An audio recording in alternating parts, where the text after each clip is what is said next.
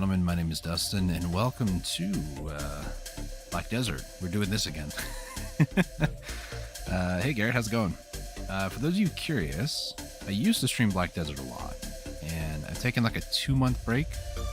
I'm back at it again, but we're not going to stress all the finer details this time. We'll just play to have some fun. Warframe has taught me that. I'm staying too long today. Got some Splatoon 3 to do today. No problem. Hope everything goes well on your stream. I think you're going live in like 21 minutes. Bottom of the hour, I guess. 30 after. 30 before, however you want it.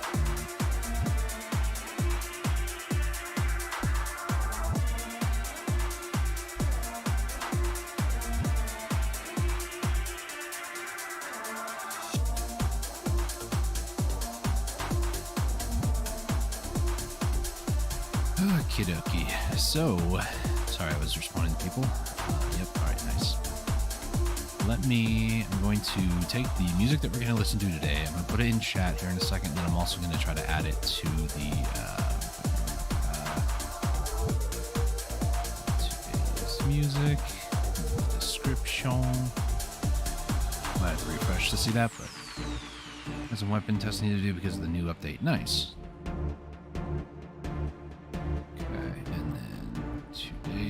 Music. Then I need to pin that comment. There we go. Alright. I was kind of messing with things too. Let me kill the music that's going on right now. I was messing around too because I haven't streamed Black Desert, like I said, in probably like 2-3 months. I think the last time I did was when I was getting my boat. So like my entire UI is just messed up. For instance, is it this one? No. This one. There are certain things like with like how do I word it?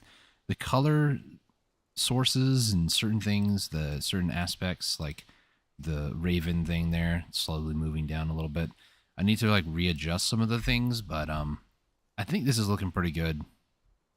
I got to a point where I just didn't care what server I was in, but I'm actually in like other guilds and stuff like that. So yeah, I don't want to. I want to respect everybody else's like privacy. If people don't want to be on stream, they don't have to be. So today's music score though is a Metroid mix, relaxing atmospheric Metroid music plus gentle rain. For some reason, Metroid music goes really well with just like ambient rain noises. So it's from Metroid Dread, Samus Returns, Prime 2, Fusion, Prime 3, Super Metroid, Samus Returns. I think I said that one. Other most Prime Hunters even. Most of them, I mean, you can also check the link and you can see where each of the songs come from, but that's pretty much what it is. So, the idea today is to do 2 hours. So I'm going to get 4 hours worth here, which I'm going to use the yellow or loot scroll 2, which basically consumes 2 seconds per second. The other thing is there's a drop event going on, and my item drop rate is 102.5 just by default. This will add 50% to that. We can add also a camo blessing if we want to. I'm probably going to be using campsite buff, that way I kind of know how long I've been going, and a couple other different things too. The only thing though that I'm interested in, hold on, let me hide my screen for a second here. They do have a Discord link there. I don't want to leak that.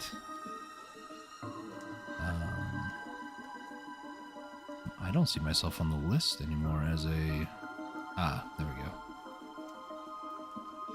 I'm going to post in the guild Discord. Yeah, bear with me just a second, guys.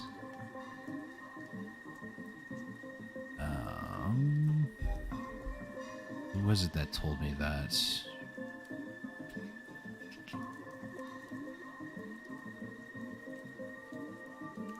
I guess I'll just say it.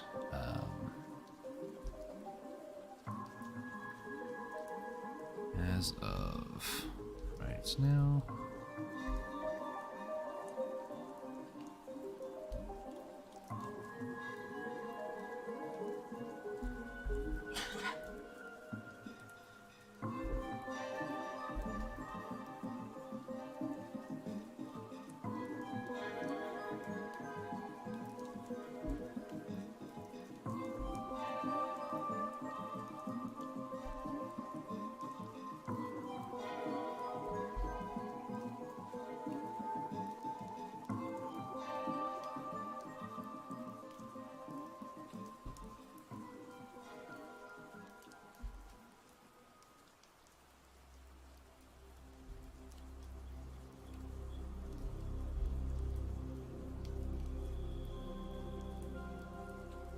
Okay.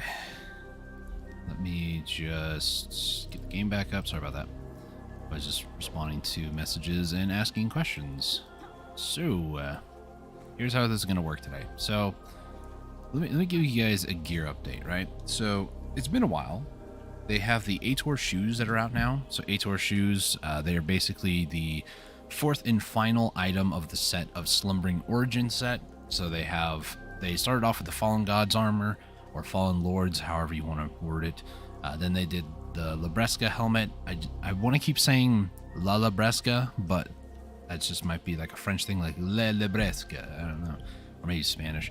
And then they came out with Dawn's gloves. They have two different versions of this. There is the DR version and the Evasion version. And now they have the Ator shoes, which I don't have, as you can see. The Ator shoes also can be very much the same way. Let me spell it right. A-T-O-R. There we go. They have the Ator shoes of the green version, which I believe is DR? I think? I don't remember. It's damage reduction. Evasion is the green one, my bad. Blue is damage reduction. So these ones you can get from one of the new regions, or I guess two of the new regions. I can't remember how this all works. But it's South Medea. So for those of you who may not know about South Medea, there it is. They also are very unique with their color choices these days, as you can see. So South Medea, or Ulakita, the region that drops it, I believe, is the Darkseer's Retreat. I have actually been there because I do have the quest active, and I think I killed like 200, then it turned nighttime, and then, yeah, that was kind of the end of that. The Tungrad Ruins, they don't drop it. They do drop other things, though. And then City of the Dead, they also don't really drop those. The Dark Seeker's Retreat is the only place where you can get these embers and the flame. Now, what's crazy about this is considered an endgame spot. So if I type in, like, Resonance, for instance. Resonance. I didn't hit enter, my bad. You can purchase the embers, but the issue is you can only have an order of one at a time. That means there's over 1,945 people that want one ember. And then the flame, I mean, it's been sold 8 times, but there's also almost the same amounts. I mean, the number is so stupid here too. They can't even put orders there. It's just 1719. This is 10 billion. There's only been 8 trades, and I doubt anybody is going to be selling those anytime soon, just because I know how the Jade Forest one was. It was really bad. It took a while before even I had like a second one and was willing to sell it. So yeah, that's been sort of some things that I've been looking at and things that I might want to do. But I'm saving up silver for now. I went on a giant spending spree, kind of was doing things. One of the things that I've been trying to do as well is try not to stress the small stuff. So if I don't get, the new shoes, I don't really care because, well, I'll be honest, I don't really need them right now. My biggest thing is I've been trying to just enjoy the game, and Warframe the break going over to Warframe for a little bit has been very helpful for that. But yeah, I still have not hit the 301 points, so I decided I'll start working on cups, because the cup for this one is critical hit damage plus 3%, and a Kaposha ring I'll probably use even on an alt, so I don't really feel that bad if I end up getting like a Ring of Crescent Guardian shortly after this. Speaking of, let's talk about gear. Crescent Guardian, Ring of Crescent Guardian. Was a pen on the marketplace for like 60 bill. This will give me 3 more AP, which is totally fine. I want to try to get something that replaces my Kaposha, but the only other ring that I could possibly go for that would be like more raw AP might be like a Tungrad. It'd be 21, which is like 1 more. Ominous ring, these are more for like accuracy, so those one accuracy is not bad, don't get me wrong, but it just wouldn't, for my opinion, for my build, I'll go with the Ring of Crescent Guardian over that. Accuracy is pretty decent. The AP is also high. I mean, this is 140. Yeah, right. The only other things would be like a necklace. Necklaces that I'm going for are either ogres, I think Leighton, or a Tet Deboreka, but people don't sell Tet Deberekas as far as I'm aware. People want to try to sell like pens. I mean, 7 have been traded. There's 35 pre-orders at 300 billion. Holy cow. So like an ogre ring would be, you know, about 90 bill, and this would net me 5 AP. This would actually give me what I need to push past the 301 mark. That 5 AP right now would net me at 300 actually. So I would need that plus something else. So I think upgrading the ring to maybe a second Ring of Crescent. This one is one of the Jetana ones where, you know, you go through and do dailies and that sort of stuff. This one wasn't bad. This one, I mean, it took me a couple of months to do, but it wasn't bad. But I want to get this other cup. Whether I put it on right now or not is, you know, subject. But, yeah. The cup that I'm talking about or referring to, by the way, if I just type in cup, it is the Starlight. Yeah, Starlight. There's none on the marketplace. Last trade was 12.7, which was actually today, about 20 minutes ago. So my goal is, I'm so close to getting this, I don't want to buy it. That would just be stupid, right? But I just need the earring ones. So Earth Sorrows is what I would need. So if I could, I would probably put a pre-order on this once I have enough money for it. My necklace and belt already have the 2 that I need for it. So this one gives an extra AP of +3 plus more item LT. I think that might just be the belt itself. Necklace gives you more HP. This gives you more crit damage. And then the other one that I want, the Earth Sorrow, gives an additional 3 AP. Just in general. So just minor little improvements.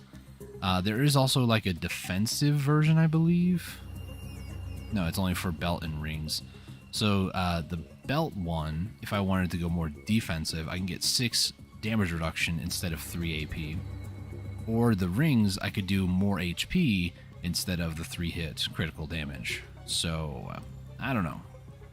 This I do want to actually have listed here though. I'm going to do that. And enough talk, let's get into the actual grind for today. So today what I'm going to use for buffs,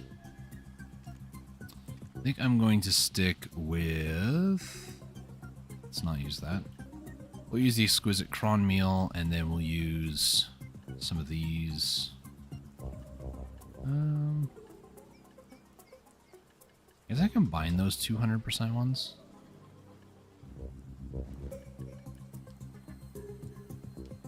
I'm in 600% combat. Yeah, you can combine these.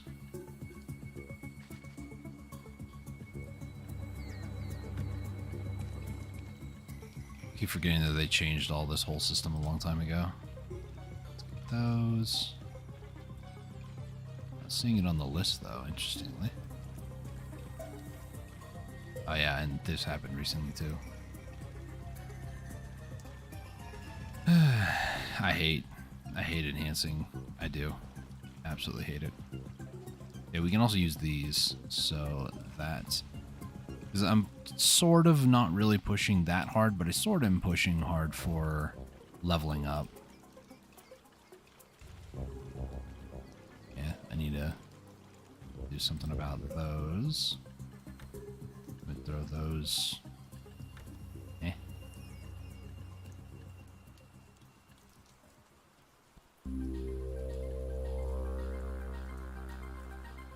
Those are different? I'm so confused.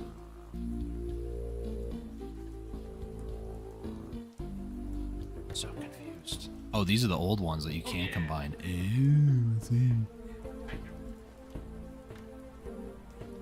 Interessante. Okay. Sorry, I'm still trying to get my bearings. So first things first, we're going to go ahead and auto use. We're then going to go over to my shop. We're going to purchase that. Did the music just skip? I don't know what that was. Also, the music sounds really, really quiet. Is it just me? Maybe not.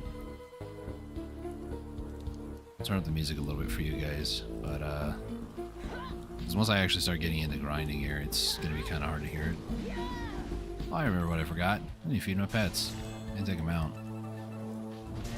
Hang on.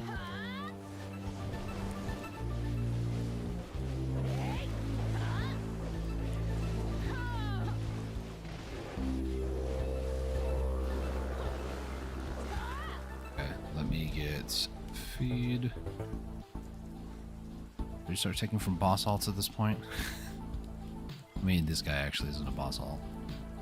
I'll just take food from him. It's fine.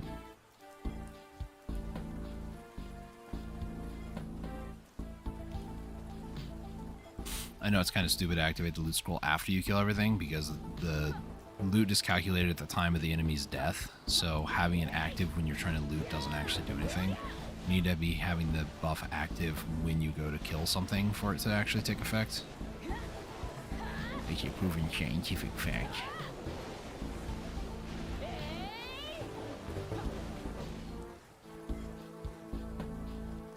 Alright.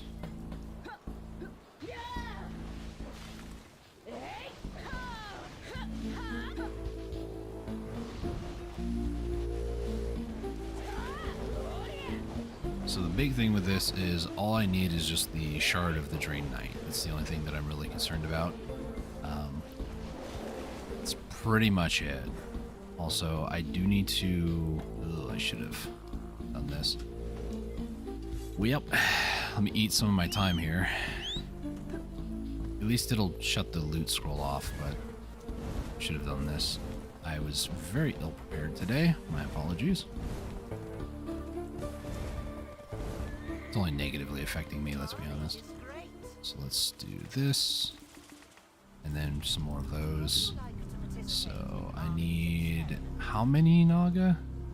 We'll do 6 Naga. So 1, 2, 3, 4, 5, 6. And then the other one should be the Foggin, which I don't really need that much of.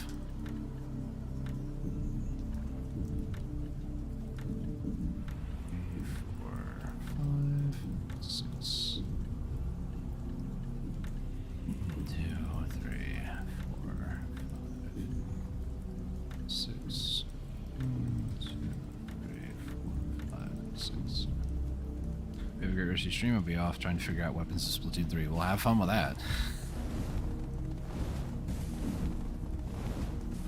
If I can actually start my stream today. Goodness. Okay, I need to wait two and some change minutes.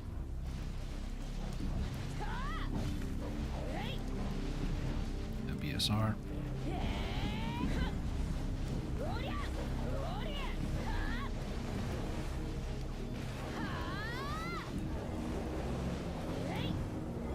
Hey, shard. You don't even have an active loot scroll at the moment. Nice.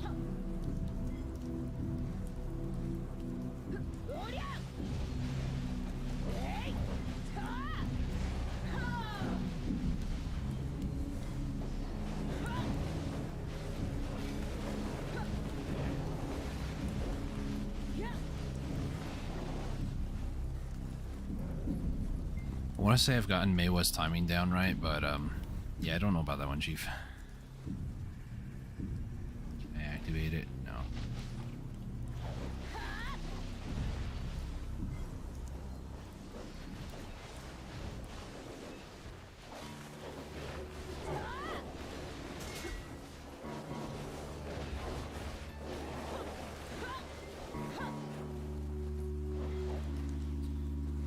Poisonous swamp plant is here. Ooh. Alright, first spirit. This is good because now we can just go on an absolute rampage.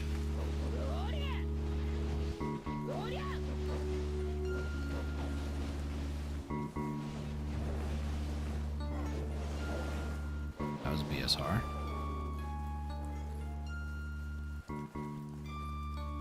You do have to manually loot a little bit in order to keep the efficiency. Alright, it's time to use the Elvia move that I have. Okay, note to self, I can't kill everything in one go, but it kills a lot. Can I activate the loot scroll again? No.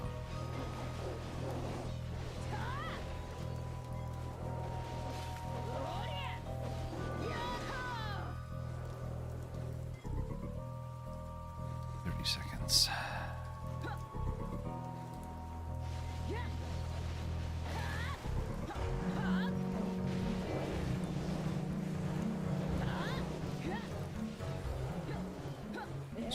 Swamp Foggin. Foggin? Foo Fighters.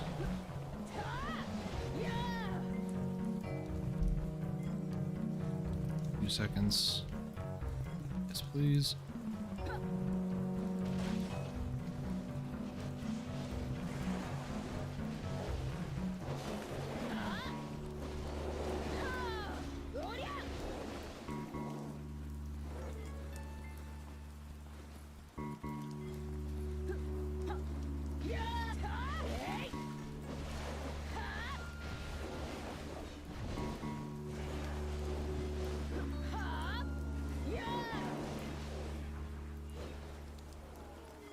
Alright, everything's dead. Moving on.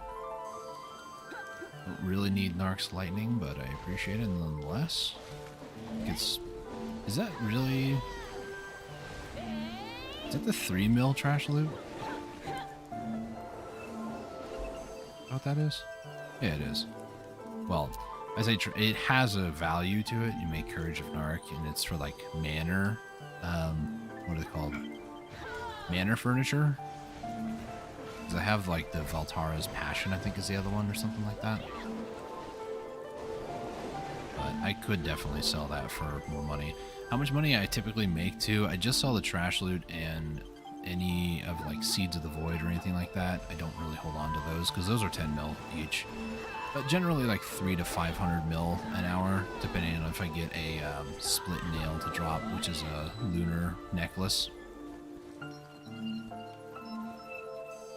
Again, though, I don't really care that much about the money. I mean, I'm probably making, with everything, probably 400 to 600 mil, but all I care about is just getting the shards for the cups. I don't really care that much about money. This is not a money grind for me.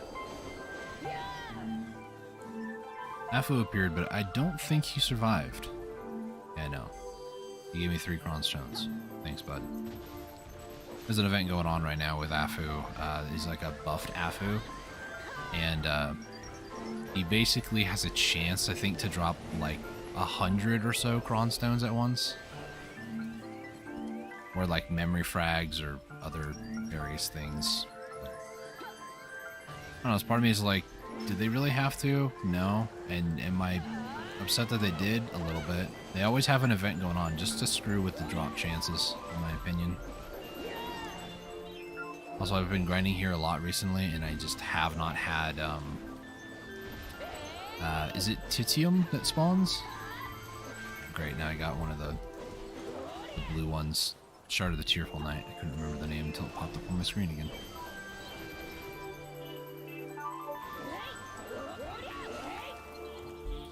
No need to interact with it, but it does give you like a 5-minute boost.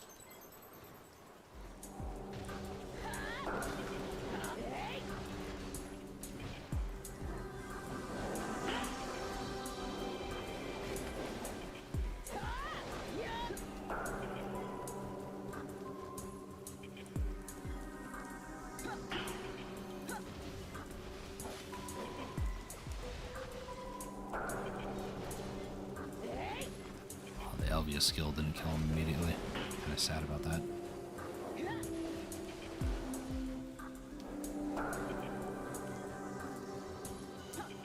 Alright, move to the next pack.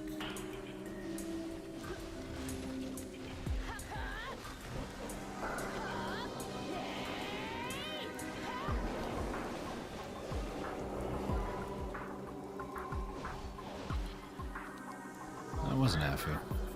I thought for a second he didn't actually spawn, or he spawned and immediately got vaporized.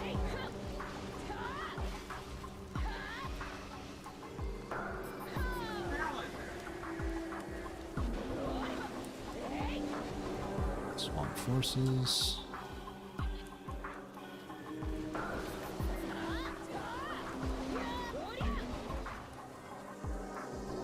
Let me go down and hit item count. If I remember correctly, it's like 30 mobs per pack. Each one of these 3 commanders spawns like 9, I think.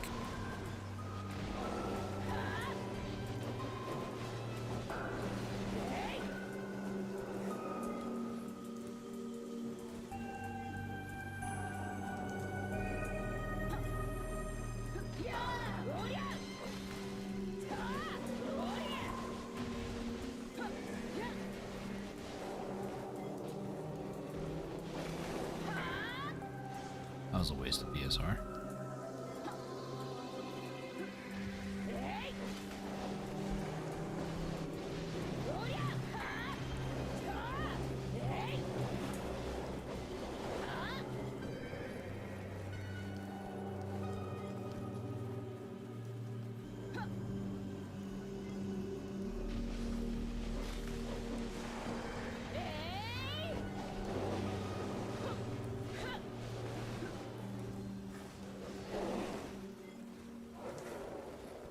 Another shard. That makes 9? I don't know. Did I exchange 6? So it's actually been 3. 3 in like what? 10-ish minutes? Not bad.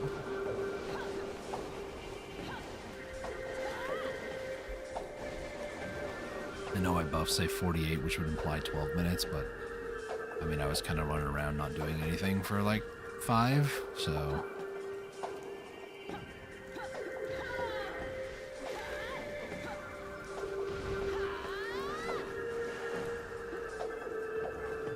skill and BSR.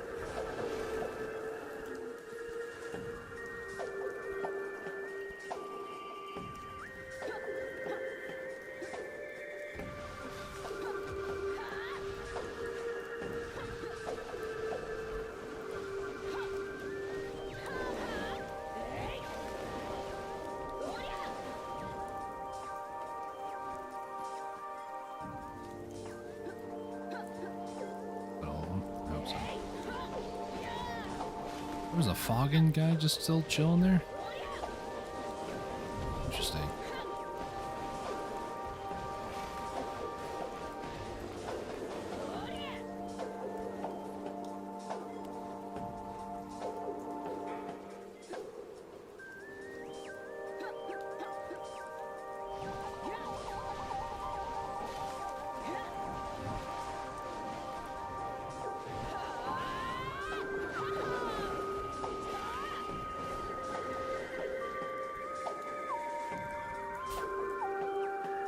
Seconds for the Elvia weapon runs away.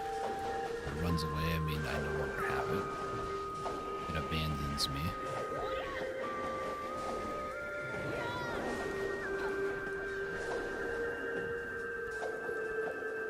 Use it one more time if I time it right.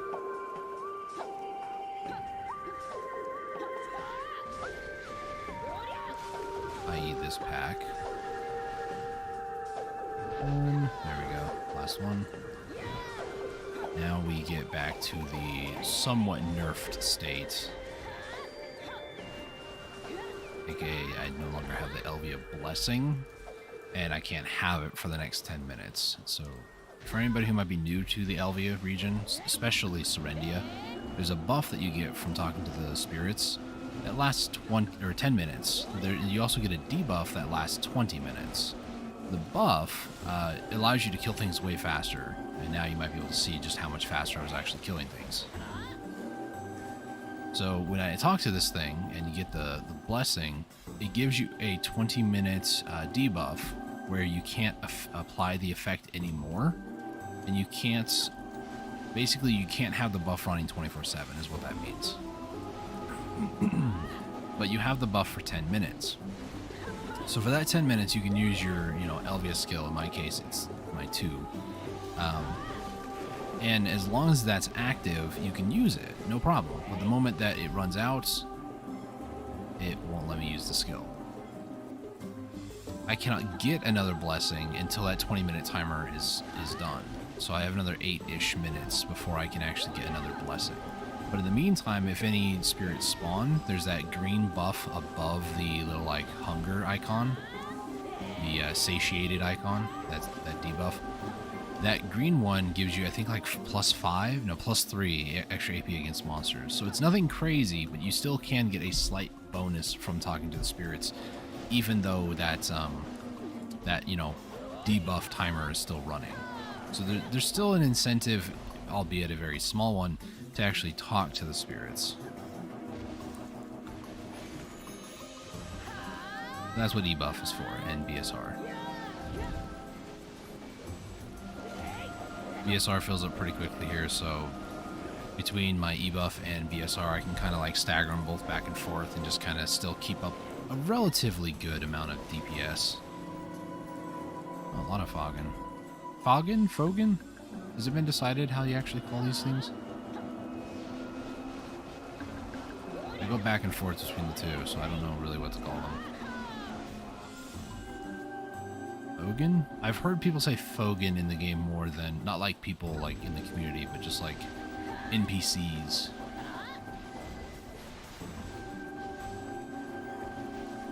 Okay, I have BSR, and skills off cooldown, so we'll use it. So I knew I was going to hit weight limit, unfortunately. The horse is nowhere to be seen near here, so I'm just going to send these away.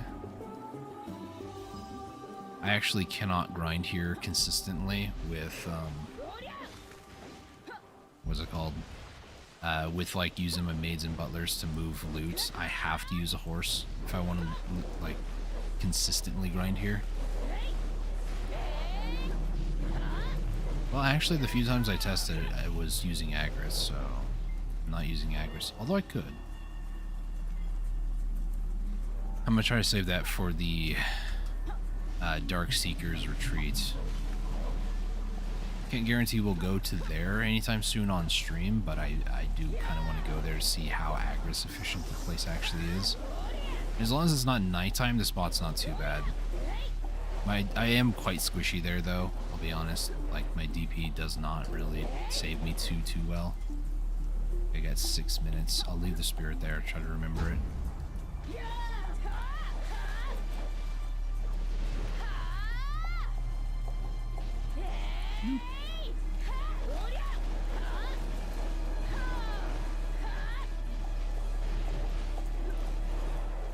Hey, another shard. Nice.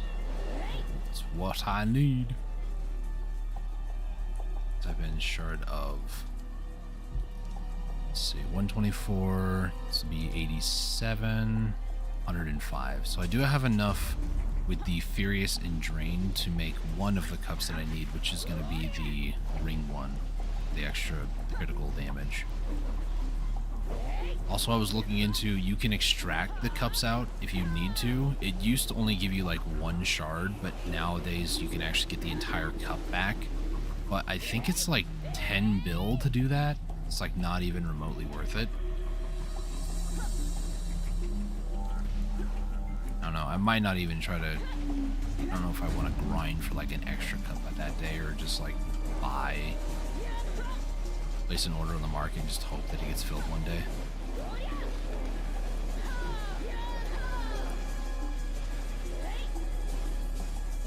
Part of me as well that I saw on the market that there's no pre-orders for max price for the cup I'm going for the rings. So it seems to be one that a lot of people go for. So I could potentially place an order on that one and then build the earring one instead.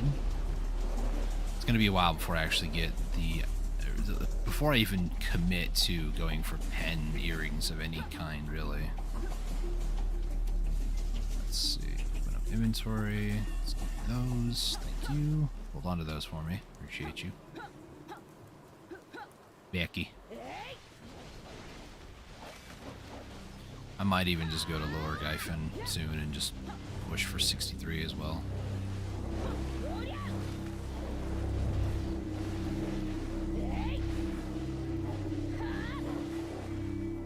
Swamp Foggin Forces. Is it Foggin? Oh, I shouldn't have grabbed that.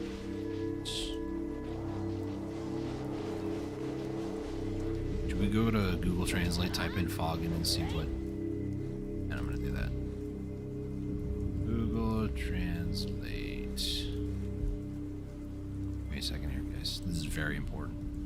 This is more important than anything else that's ever existed. Tech language. Fogan. Fogan? It's Hungarian. Conceive? No, that's not right. Let's go to English, please. Fogan. Fogan. Fogan. Fogan. It's what Google says. And Google dictates that it's Fogan, it's Fogan. I'm going to try my best to say Fogan at every opportunity now. It's like, so going back to the Metroid comment, right? It's just like how people, I've heard both ways. Samus, I don't know which it is. English language be, you know, what it is. I've heard, I'm trying to remember, Metroid Other M, there was like a whole crew of people, and there were many of them that actually like said Samus Aran or Samus Aran's name. So I've heard it both ways, even from their own game. So I don't know. As long as you understand who I'm talking about, I guess the rest doesn't matter. You know, it's just kind of how English language is, or any language for that matter. As long as you understand the inflection in my voice, and the rest doesn't matter, I guess.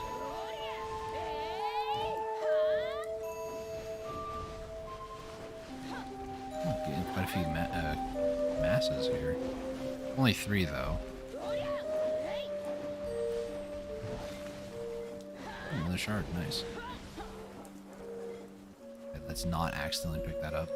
I'm gonna hold it there until my buff, or debuff, runs out, rather. I'll just run back, grab it, and just keep grinding.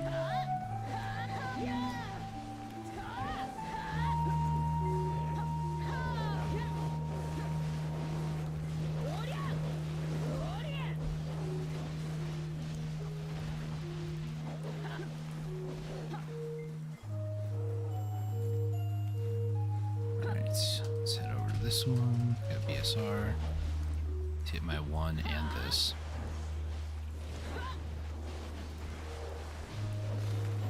I feel, I mean, the power's not going to be anything near getting the spirit, but my E and BSR, when they're both running, feels pretty darn close.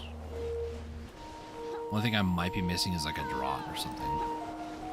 Or as I've been told many times, it's pronounced draff. Like it's an animal in the animal kingdom? Giraffe? Droff?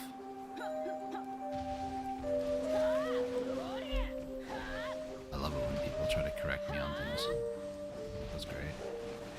Don't you mean giraffe? Doesn't it sound like they're saying giraffe? I don't know. It just feels wrong. So I always say draught.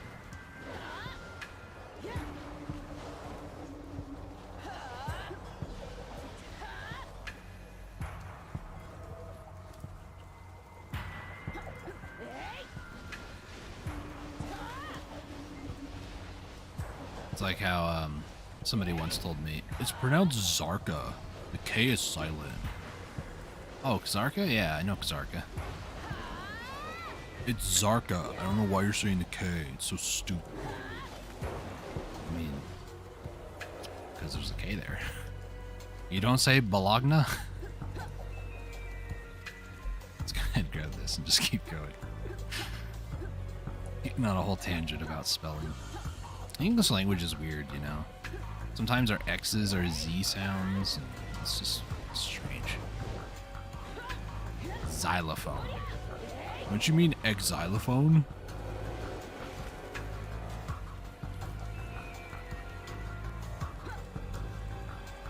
What would an XE sound be? I guess it depends if it's a long E or short E, I guess.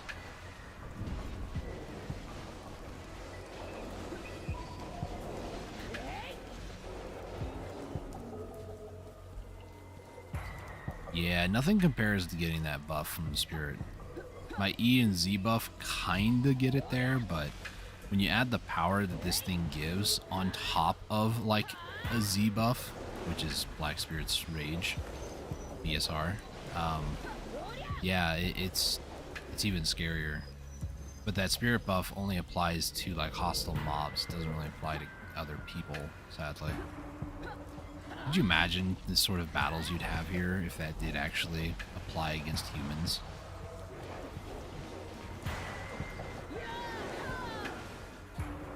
horrific. Talk about a one-shot meta at that point. Ha ha ha. Already exists, but you know, it'd be worse.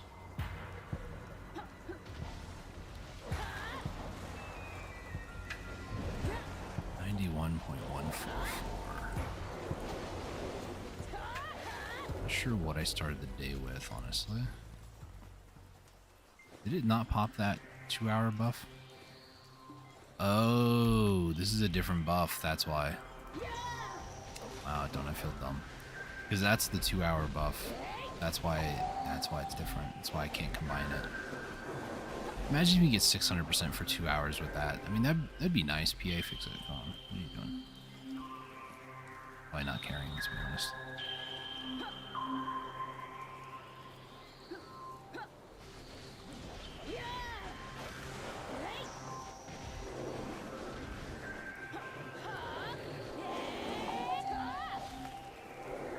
Well, everybody's dead in the blink of an eye, and I already have almost 20% of my BSR back.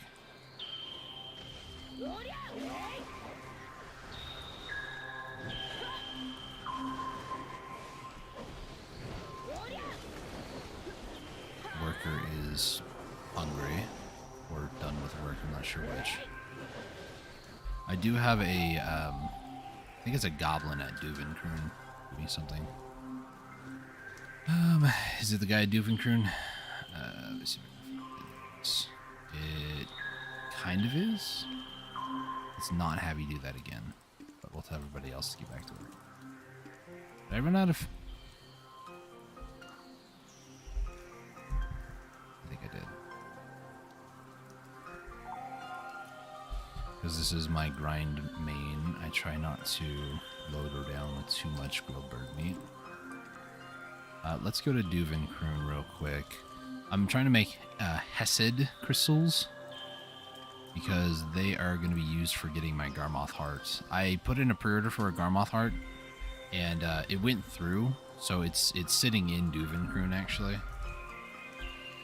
think it's just Garmoth. Apostrophe S, yeah. So I have a Garmoth's heart, but the issue is I need to talk to what's his face, the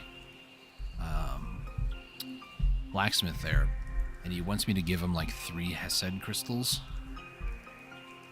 If I go to here, it should be Regan, inverting the energy. So I need to give him 5 Hesed crystals, and then concentrated magical blackstone weapon 3. And he'll give me this, and then I combine this heating wise with the Garmoth's heart to get the inverted, then I can slap it on my blade. That's just kind of where I'm at. And yes, since the Garmoth heart and also the Calpheon coin event thing that they had going on, the Garmoth pre-orders have just absolutely tanked. By that I mean it's probably been sold a lot more, but just like there's 20 orders right now. They supposedly gave out like 1,000 hearts, which kind of fixed all the problems that they were having. But they've also added like a pity system with Garmoth, which I haven't been to Garmoth in maybe like 6-7 days now. I do need to go back to, I need to start going to Garmoth more regularly again. At least 3 times a week. So that is something I need to do. I just keep forgetting that it's not, you know, 3 days a week. Ever since they changed it to be like a daily thing, it's just lost a lot of its special meaning to me, you know?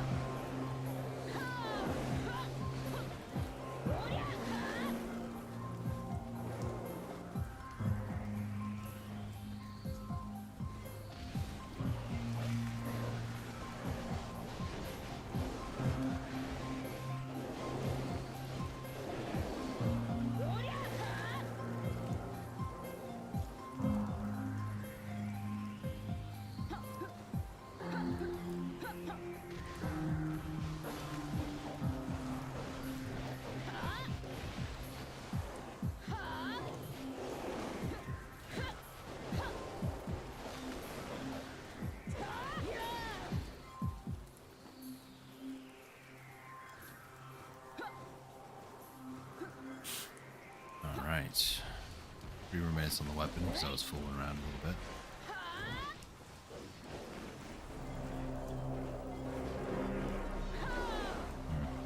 Well, I should have done that from the other side. There's an issue in the game where sometimes if you're trying to do an attack and you're going up or down a hill, more so up, that it just doesn't do damage calculation properly. I did that move expecting that it would be okay, but I don't think like anybody really died into it, maybe like 1 or 2 people.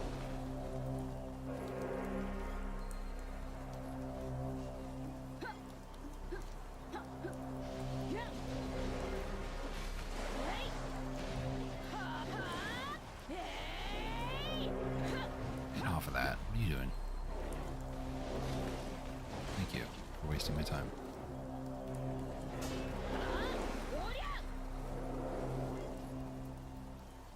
That's another shard. Puts me up to 12. I'm pretty sure I did 6 before.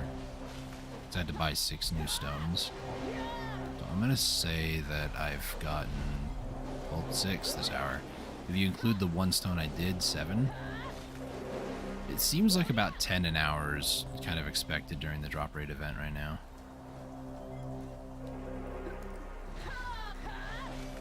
Somebody actually made a really good point the other day in the guild I'm in now.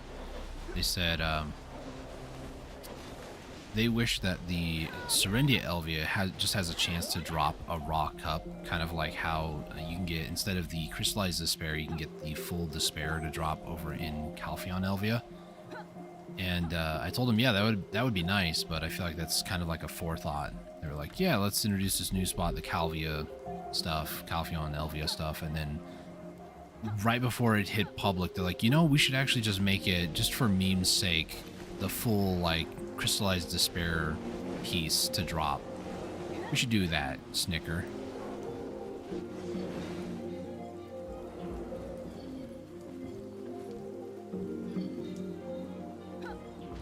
Because it doesn't seem like them to do that. Introduce Serendia Elvia. You want to get your accessories, having cups that give you better stats, get all the pieces, make it yourself. Calpheon comes along. Probably people complained about Serendia Elvia or Servia so much that they made an adjustment. I don't know. It doesn't really seem like PA to do something like that. Unless they've been pressured into it. Sailing dailies recently. Haha. Those you don't know what I'm talking about. I spent 3 months getting a boat, right? Doing dailies, bartering 3 times a day, like refreshing the lists all 3 times every single day. Now, I'm not complaining for me. I'm more so complaining for OGs as well, because it used to be a lot worse than when I did it. So I mad respect to those who got their Carax way before I got mine, where you had to do like 10,000 barters before you can even get the brilliant mats. But they've changed it basically to be 1,000 and 1,500 instead of like 3,000 or even like 5,000. And to me, that just feels so scummy. New adventurers are having a hard time getting out there and taking care of the sea creatures, and it's very difficult, so we're going to reduce their HP by 80%. The Karus now have 80% less HP, making it easier for new players to kill. I mean, if somebody's going out there and improve sailboat, why? Get a frigate first, stupid. And when you have a frigate, stop complaining. Welcome to the grind. We want to make it more accessible for new players. Is that why? Is that what's going to happen to the Ator region too? Like, We've noticed a lot of people complaining at 680 gear score that they can't get their boots, so we're going to make it easier. is that what's going to happen next?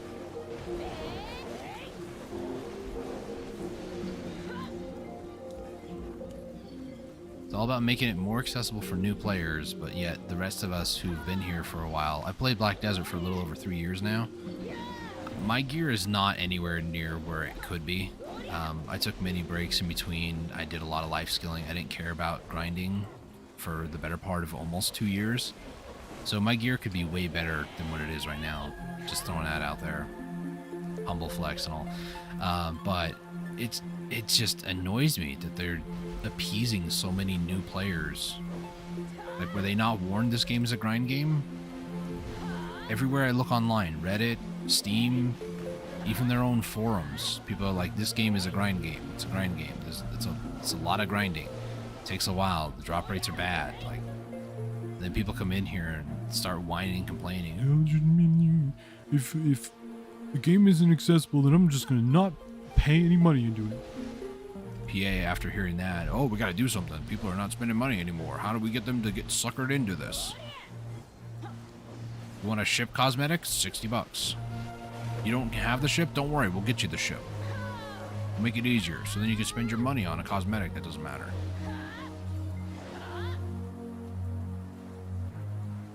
It's all about money. Don't let anybody tell you otherwise. Always about money. Always about money. Hey, this is fusion. I love me some fusion music. Also, just the sentence could also stop. I love me some fusion, but Metroid Fusion in particular, like IRL fusion music, not just Metroid Fusion, but fusion music is also really, really good too. A genre that I don't think I ever really appreciate that much as a kid, but as I've gotten older, it's kind of grown on me. Let's get our e-buff going here.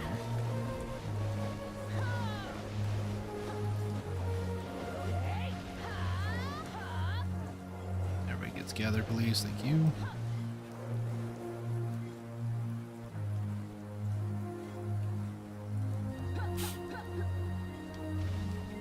After the big thing with me was after I got the boat, the Volante Karak, that was the straw that broke the camel's back for me. Once I got that, then I just basically stopped playing the game. Took a couple months break. When I logged back in for the first time after a couple of months, I went through my friends list, deleted people that I didn't like, cleaned house. I wasn't in a guild anymore. Started looking around, found a guild that I would be interested in, sent in a join request. Took a little bit, but I'm in the guild now, and just kind of doing what I can to help out, and not try to make it all about myself anymore. I'm done trying to be that way.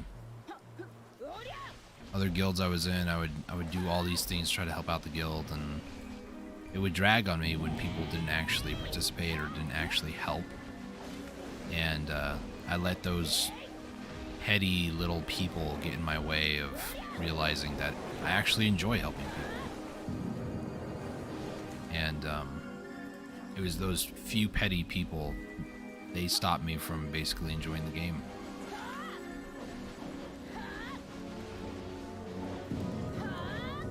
So my mentality is very different these days, and the big thing is just trying not to stress the small stuff. There's a lot more stronger people in the game. Sure, there's a lot more efficient players out there. They're doing things that are way better than anything that I could possibly do, and that's fine.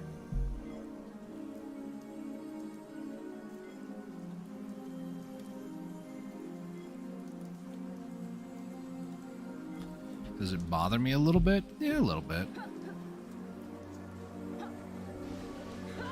But going back to my roots, even as a life skiller, I didn't care, I just played the game because I enjoyed it. And if a game or any game you don't enjoy, you probably want to rethink your life's decisions. I want to start asking the tough question. I'm not enjoying this, should I continue to play it? Because at the end of the day, it's a game, right? It's not meant to be a job. If it's meant to be a job, then that's a different story. But, it's kind of the beauty where I'm at in my YouTube journey, right? It's been 6 years, but in my YouTube journey, I don't have, the pressure of saying the wrong thing or doing the wrong thing. There's no sponsorships. There's no, no game companies endorsing me or promoting my content in any way, shape, or form. So in all fairness, I have the freedom to do and say whatever the heck I want to. And if people disagree with that, then that's fine. my opinion is my opinion. That doesn't mean that I'm right. That doesn't mean that everything I say is wrong either. So, all in all, I would say that, yeah, I'm kind of glad that I'm not sponsored by anybody, because then it would be an ever-waking nightmare of, oh, if I say the wrong thing, they're going to pull my sponsorship today.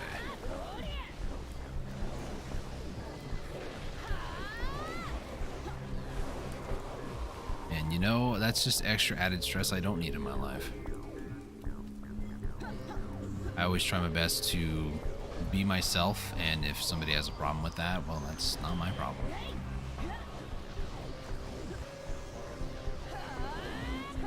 Oh, a seed. Nice. Does that mean I'm going to be the most popular? No. Do I care? Not really. If I can help at least one person along the way, which I have in the past. I've helped other people figure out new things about the game, or, you know, for instance, I remember, this was a while back now, but somebody was asking questions on like how to AFK fish. Oh, that's the second seed right back to back. And, you know, telling them a little bit about what I do and the different tools and stuff that I would recommend, that a lot of people recommend. You know, I helped that individual figure out how to AFK fish. It seems like such a no-brainer for a lot of people. Like, it's AFK fish. You just get a fishing rod, you just go to a spot and you fish. It's easy. But for me, it's not just like, oh, you're an idiot, you don't understand how to AFK fish. Yes, let's point and laugh now. No, it became a thing of, it's a genuine concern for that individual, and I wanted to help him out. And I've always been like that. In a lot of ways, I'm glad that I'm not sponsored by anybody, because then it would just become this thing of, well, you can say this and you can't say anything bad about us. And whenever I see like somebody sponsored by somebody else and they go to like diss the product or diss the service or whatever, I'm just like, I don't know if you're gonna have that sponsorship for very long. I don't know how vindictive that person or company or owner of said product is, but let's hope that your livelihood isn't at stake now because of that.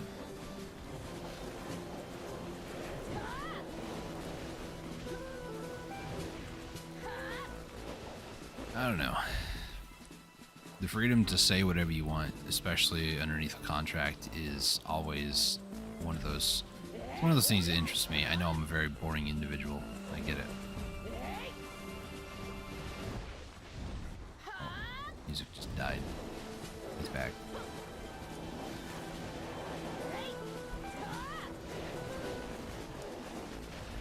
I don't remember seeing a spirit back over there, but I also don't remember actually paying attention.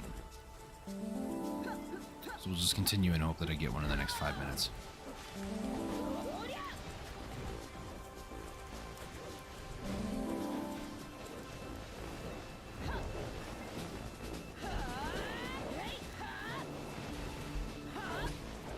Hit that E buff as well.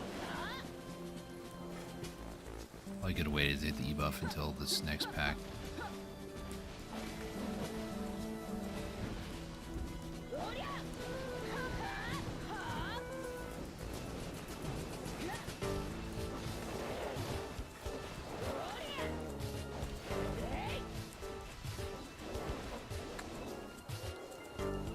Put loot away here.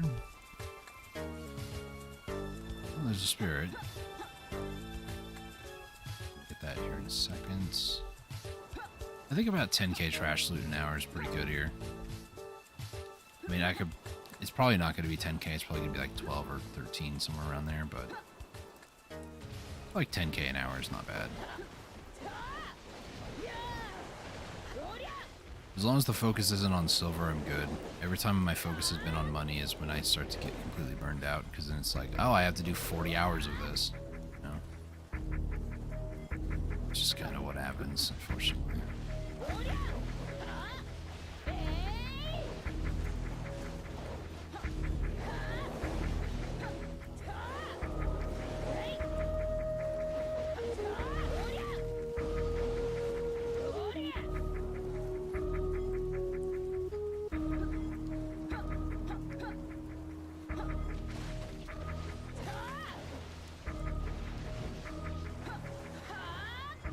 Yes.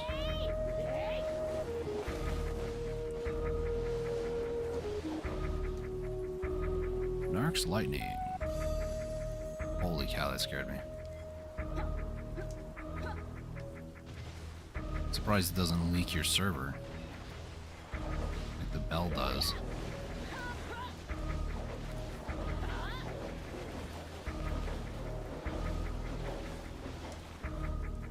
Does it actually say? Oh, +1 DP. That's fantastic. That's what I need.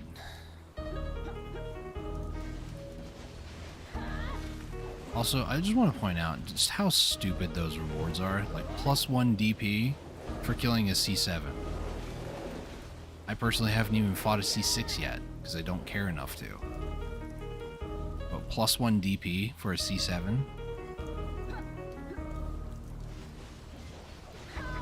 And that wasn't even implemented on day one either. People were just murdering C7s just because they felt like it. Nowadays, you know, you can go through and do all three, and it's like a 3-hour buff for each of them. I don't remember what the other ones are. Maybe like +1 AP, and I think the other one's a drop rate buff. Like 10% or something. The only one really worth it is the drop rate, but unless you got it down pat and can do it first shot on a C7, you're going to be there a while. And then are you going to want to go grind after that? I wouldn't, but maybe that's just me and my quitter talk. I don't know.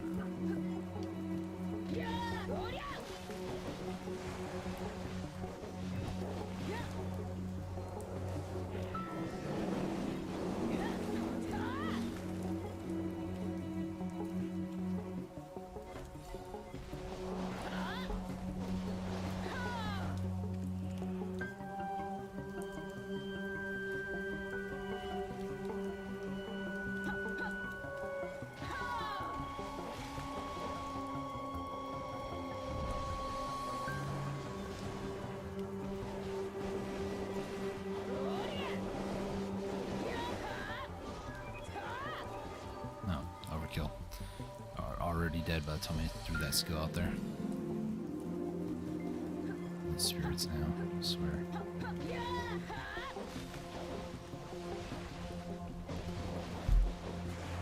Hey, another shard. Nice.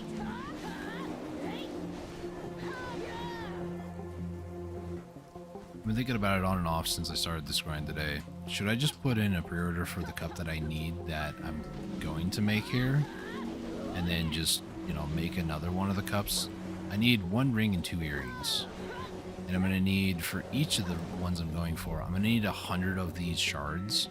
So the question is, do I just put in one for the ring that I know, I mean, it recently sold like today. So do I put in a pre-order for that?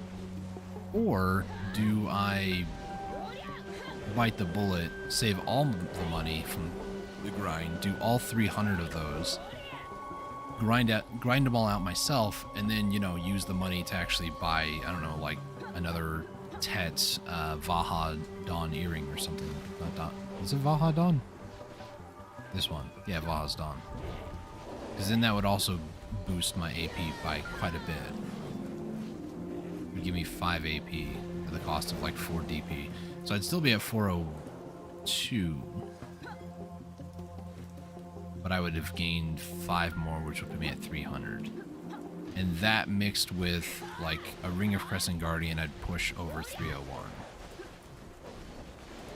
301 is a break point, and it's one of the better ones in my opinion. 301, 401. That's what I've been trying to go for about a year now. But I also I went for a boat that took like 4 or 5 months in total. 3 months in a row, like day by day, I was bartering. I was doing all this stuff for it. But it was definitely like a 5-month, maybe 6-month journey. I was also pushing for like some Guru Gathering and a few other things at the time. I went for a compass, trying to go for the Elton piece at Histria, which I never got. I have unfinished business there, and there's one thing that I hate, it's unfinished business. So I don't know, there's a lot of different things that I was going for, and If I had focused my time on one particular thing, I could have done it, but let's say instead of doing the Karak grind, if I would have done the cup grind, I'd be done with cups by now.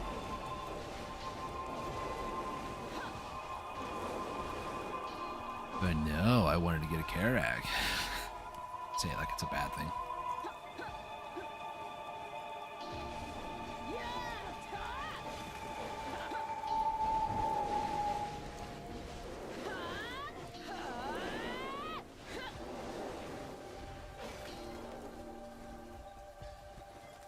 I still don't even have like all green grade gear. I need like 10,000 more crow coins. And I have 708, so I probably need to do like another 5 or 6 days of bartering before I can get the final piece, and then from there just like do whatever else. It's for the sales, which is more or less turn speed, so not all too concerned about it yet. The weapon ran out.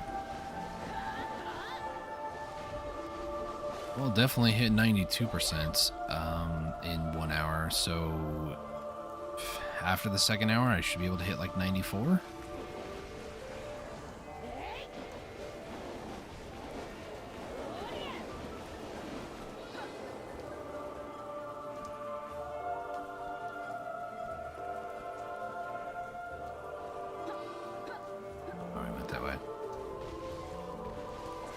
Does make it a little harder to actually see what's going on when there's a bunch of rain happening.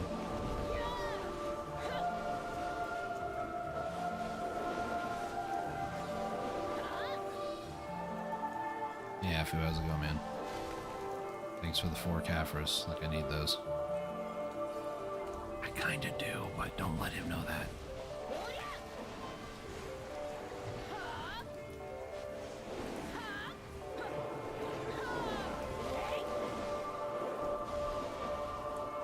I feel like Meiwa's Elvia attack is kind of meh. Like, it's not really far range, it's like very close. Like, even my Shift F has a further range. It might actually be like the lowest range possible. I mean, down F, this move here, it's like a 360 attack. Order 2 is just... I don't know.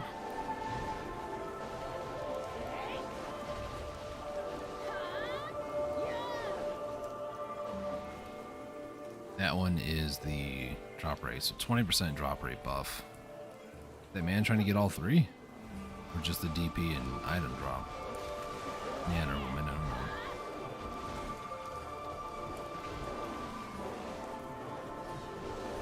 It just feels very meh. I say that, but then like Kunoichi is the one that I did the most here at Elvia, and her Elvia one, it looks pretty sick, not gonna lie. It's kind of what the newest move is. I think it's called Pinwheel Fury or something like that.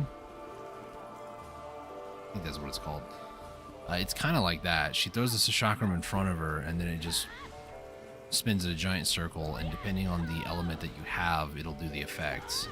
Castle Ruins is where I had it the most, and at Castle Ruins, it was just most of the time you'd get the fire effect, and I like fire in general. So it was kind of cool to just like hit it and just watch this giant fireball just engulf the enemies, kill them all. Those away. Gotta wait for the bleed to go away. So now I'm gonna send that worker. He's still got. Oh wow, he's actually made them all. Okay, well, how many did you make though? You made 6. Nice. I don't want to go grinding for more of that stuff, but I might have to at some point. I need to go here. Go. Tell you to not repeat task. I'm going to repeat everybody else and feed him as well. So that Garmoth quest thing, it's a weekly thing. You need 5 of those. I have 6. I barely had enough of that residue to do that. And I think it only drops at places like Sherikon, to Sheer Ruins. I can't remember where else it drops at.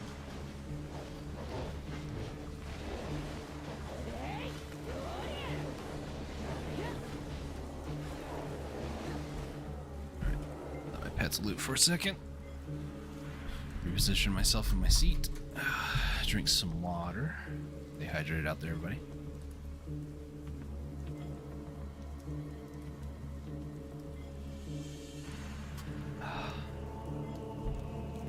And continue. 5 archaeologist sacks. Wow, 5 from 1? Quite good.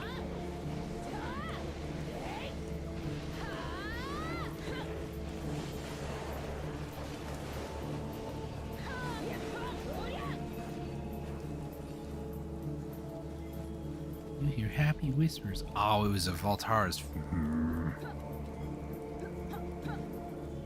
That's the rare one here. I like fire more anyways than electricity. I hate electricity IRL. Almost been killed by it IRL multiple times. One time I actually blacked out. I don't know if I should really scare you guys with the story or details. I'll go ahead and say it. It wasn't that bad, but it was. That's why I don't deal with electricity stuff. When I hear lightning and thundering happening, I am staying indoors. I am not going outside because I have a very strong, like, I'm not going to say fear. Some people would say fear. I have a very strong feeling that if given the chance, I could probably get struck by lightning and get killed. But actually, I might survive it. Who knows? Basically, what it was is our house.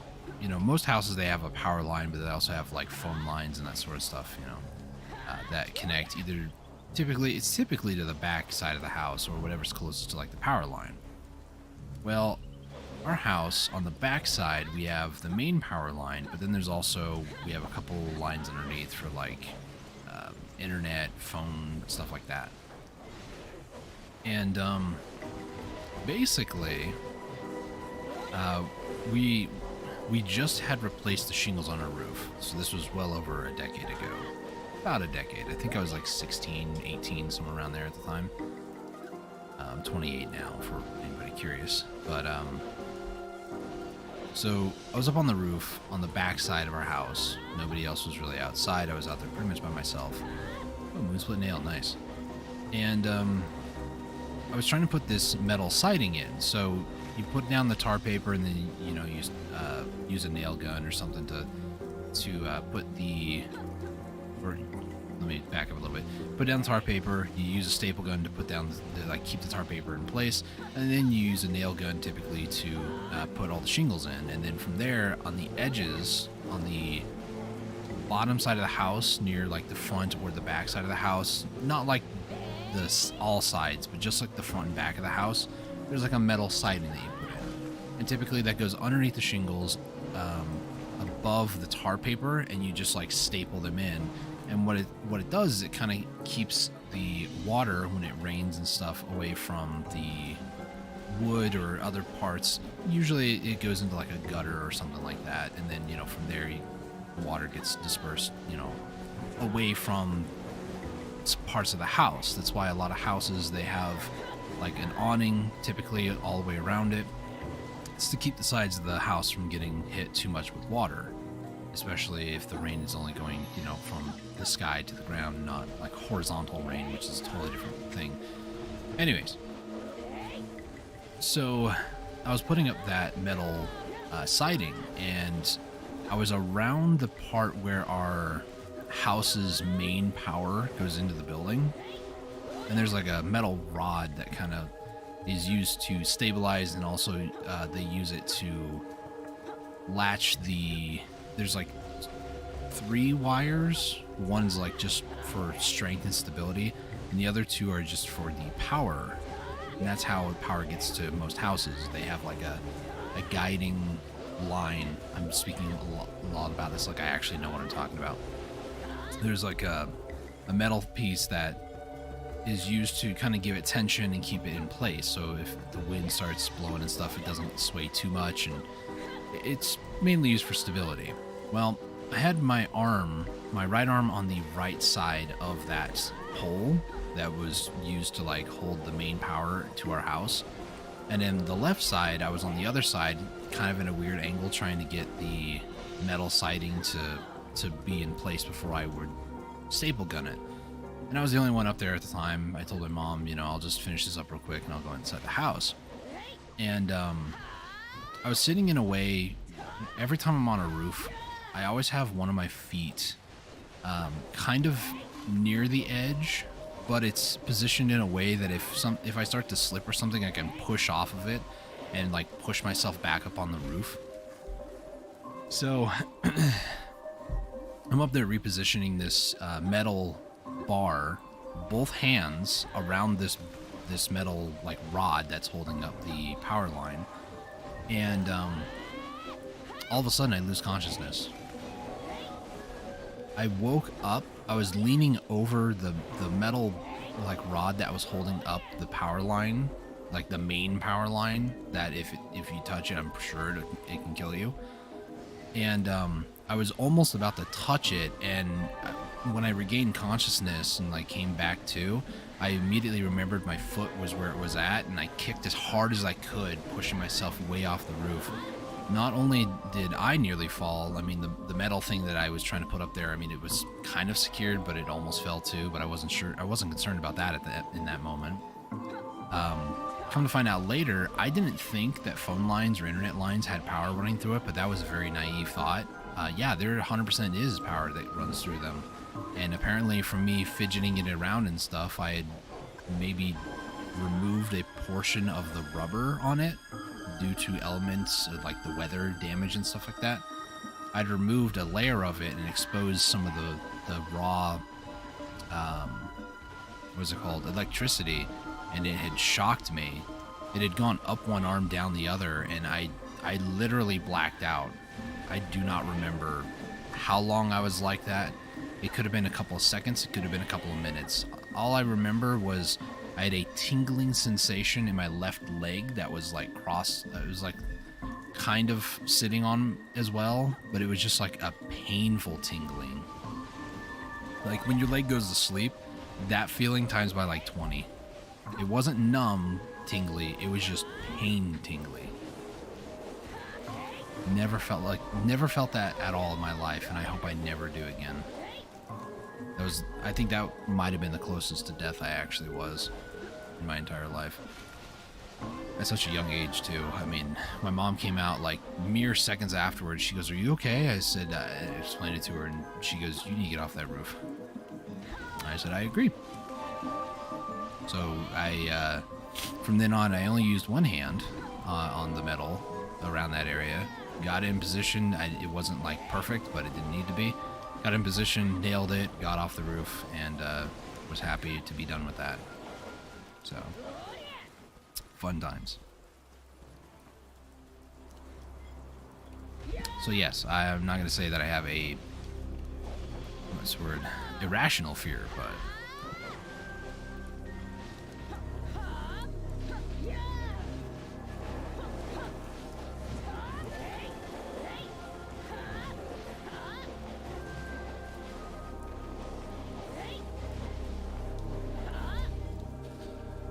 so it's one of those things. I have a very rational experience with electricity, and as a result, I will say that it has scarred me to some degree. Whenever lightning starts happening, or whenever thunder starts happening in the distance, yeah, my heart rate goes up. I do get anxious. I do get nervous, but I stay inside the house. I don't go outside. I just have this bad feeling whenever stuff like that happens. There have been a few times where I've been out in a thunderstorm and I just couldn't do anything about it. And yeah, there is a peace that I can kind of like force upon myself. It's more so just like praying and asking God to save my dear life, because I don't want to have to experience that feeling ever again in my life. It is not 0 out of 10, would not recommend. like it's a Yelp review. Don't ever play with electricity. If you know what you're doing, then fine, but even if somebody were to tell me, yeah, you know, this won't kill you, you'll just feel that tingling sensation, I never want to feel that ever again in my life. Oh, there was a spirit back here. All this to say that the Metroid music soundtrack with the rain, totally, I love the sound and smell of rain. I do. Here at Glish, it rains a lot, so there was a lot of lightning happening. And then also, well, I'm getting Narc's lightning to drop, so the only reason that whole story happened was because, well, where I'm at in Black Desert at the moment, it's very prone to like electricity, lightning and stuff. And you can also get struck by lightning in Black Desert too. If you're out in the ocean, you can actually get struck by lightning on somebody's boat if you have your weapon out. Or even if you don't, if somebody else has their weapon out, you can get struck as well. So, very scary stuff. I don't mess with electricity. If somebody's like, yeah, you know, you want to help me like cross wires and stuff, I'm just like, nope, I'm good. Even if I knew there would be no consequences, even if I knew 100% without a shadow of a doubt that I would not be shocked, I would not be hurt at all, I would tell them, you have to pay me a lot of money, and even at that, I will not do it. Reminds me of a story, actually. I guess this is story time. Not a lot going on in chat, so, you know, gotta pass the time somehow, and I like to yap, so welcome to Yappington. We replaced our fan blades, or our ceiling fans, not just the blades, but the whole ceiling fans a couple years ago. Actually, it was more than a couple, maybe 4 or 5 now. And I remember when we had the breakers off for replacing the fans, and I still had a hard time just touching the bare wire, even though I knew there was no current going through it. It's just something about it. I feel for those that, you know, are terrified of like tasers and that sort of stuff. I get it. It's not fun. Head over to my horse real quick. Stuff away. And back we go. We're up to 14. Would be 8 so far for an hour and like 9-ish minutes.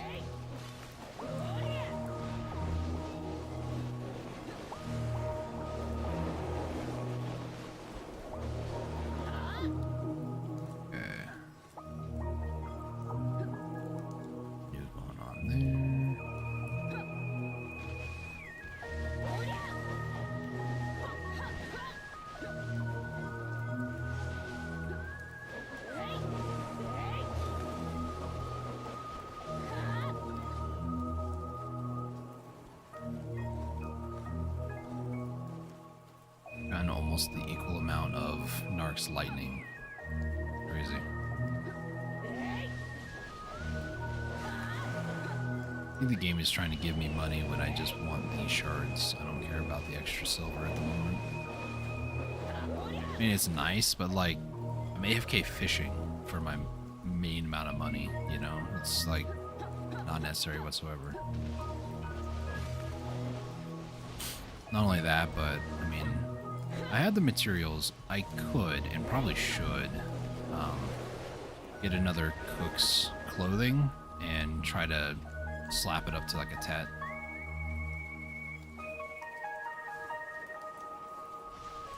If I do get it to tet, though, I might be tempted to hit it to pen, and then if I do actually end up hitting it to pen, I'm keeping it forever. And then just sell more tets. I don't know. I know it sounds crazy, but I did hit 2 Manos Cook's clothes to a tet in like the span of 5 minutes from each other. Truth be told, it was the only 2 that I was actually tapping, so. But, you know, I have a Try Fisher's clothes I can try to tap to tet. I have a. What else do I have at a try? Most of my life skill gear is actually at tet.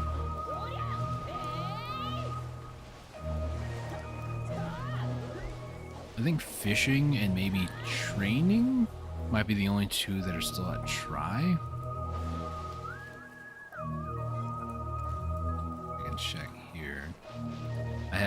alchemist clothes. I have sailors. Yeah, that's the story. And then trainers, and then also fishers.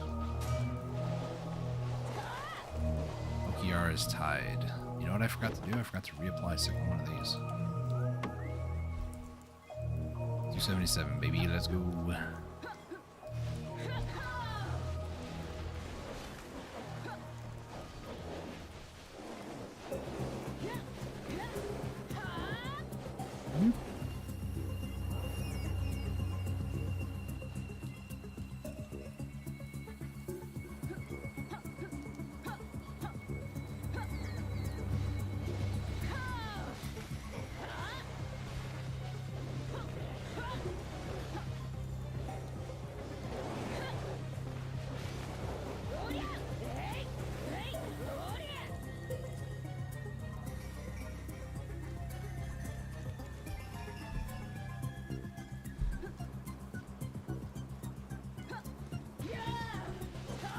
Spirits on the same pack. Interesting.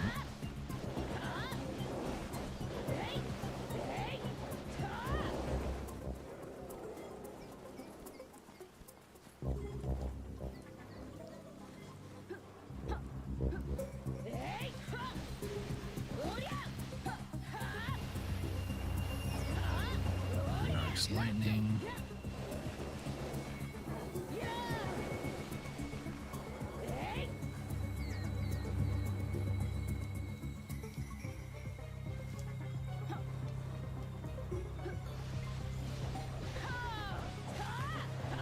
SR is ready.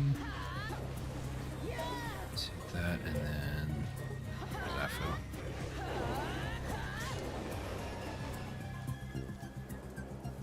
Item collection increase scroll. Is it actually the pearl one? Yeah, it looks like it is. Nice. Looks like they actually thought that one through.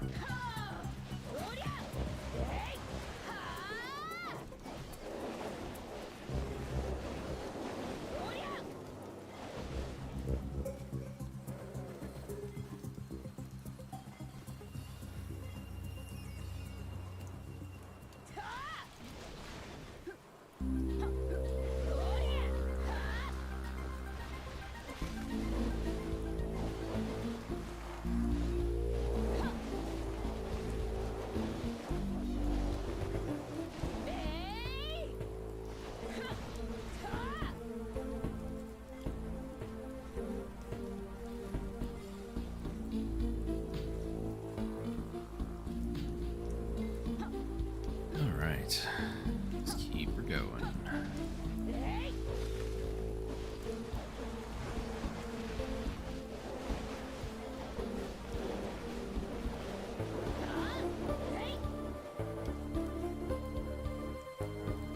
I might try to, in the next couple of weeks, I may do more gathering stuff.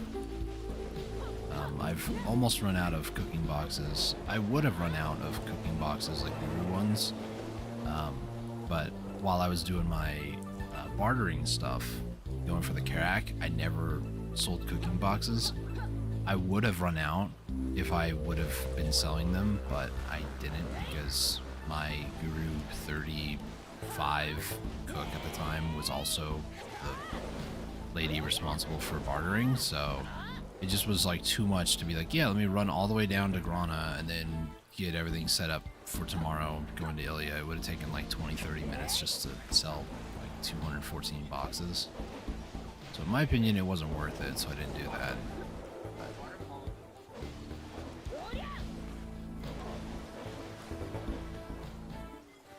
That's okay. Point being is, I think I'm down to like the last 1,000 or so, which means I only have like 5 more days worth. So I need to start like collecting lion meat, snake meat, scorpion meat, and then start processing like all the ingredients again. Instead of doing like AFK fishing, I might start doing some AFK, semi-AFK processing. Like I need to process all the teff into like teff flour and start doing all that nonsense. So we'll see how that goes. I have a lot of ingredients though, it's the issue.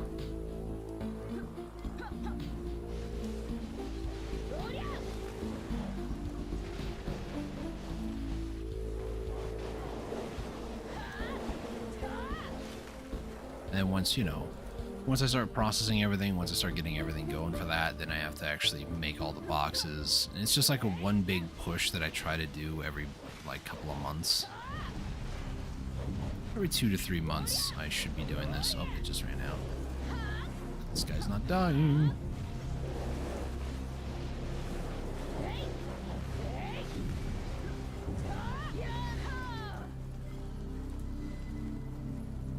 Let's see, if I type in Guru, yeah, I have 864 or 804. Sometimes it's hard to read small font now. Maybe that was 864. I don't know. Point being, I probably have like 4 days worth of boxes. It still would be profitable to like buy the meals and then sell the boxes, but I really should go through and get everything, you know. Alright, he dropped 4 mem frags, nice. Weight is actually getting full.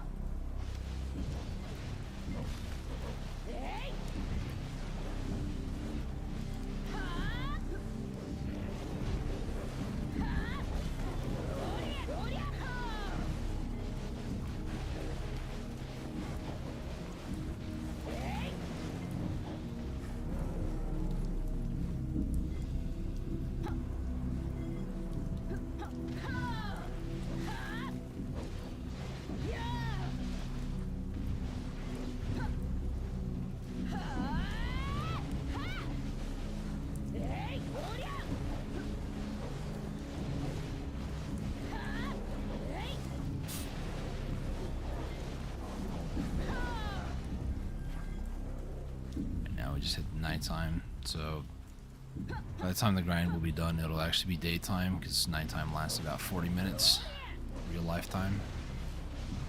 But I'm curious how hard these guys actually hit at nighttime, because I don't think I've been here, or at least in a while.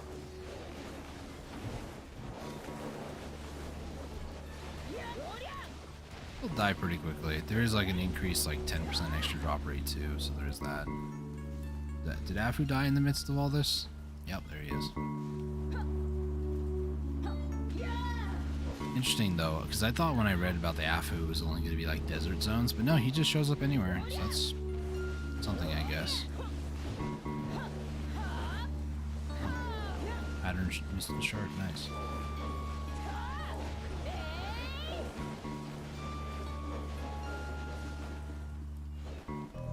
Let's put some more of these away.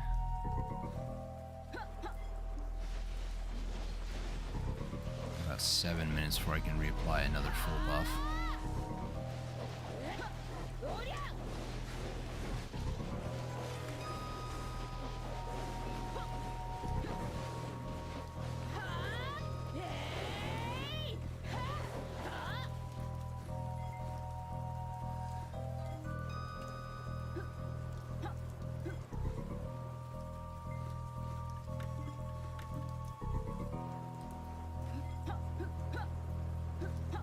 I have like almost 18,000 trash loot right now.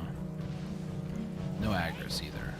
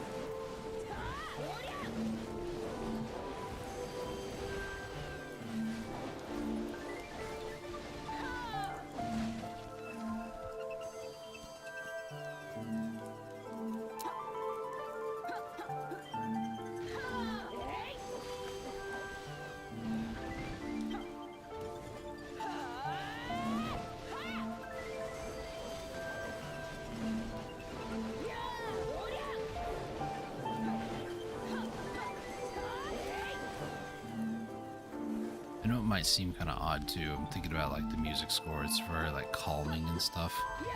Usually when people go grinding, it's usually some like upbeat thing. I don't know why, but I've always really enjoyed juxtapositions. Like for instance, going to battle a world boss, and I'm just listening to excuse me, something like this. No, it's very soothing to me. You would expect like going to fight a boss to the death would be like a very harrowing sort of journey. Like, oh yeah, I probably should put on some like ridiculous tunes or something like that. No, not with me.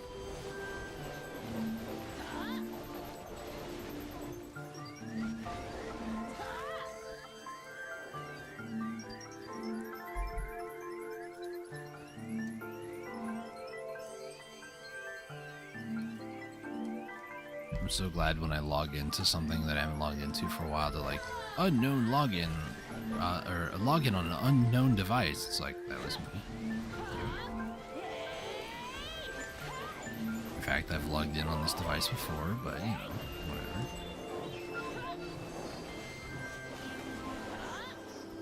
For those of you curious, it was on my Twitter/X. I logged into it in like 3 months.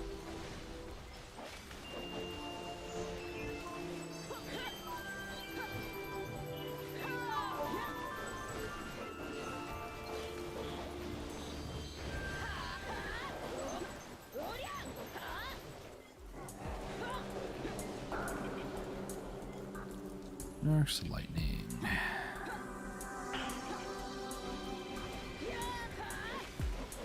How many do I have? 16s, that's like 48 mil. Trash.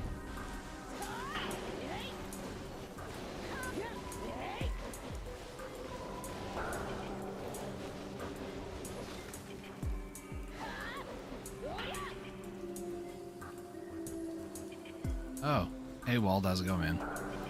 If I recall correctly, I believe one uninstalled this a few weeks ago. Funny story about that, I never actually uninstalled it. I went to uninstall it, just for the sake of getting the screenshot.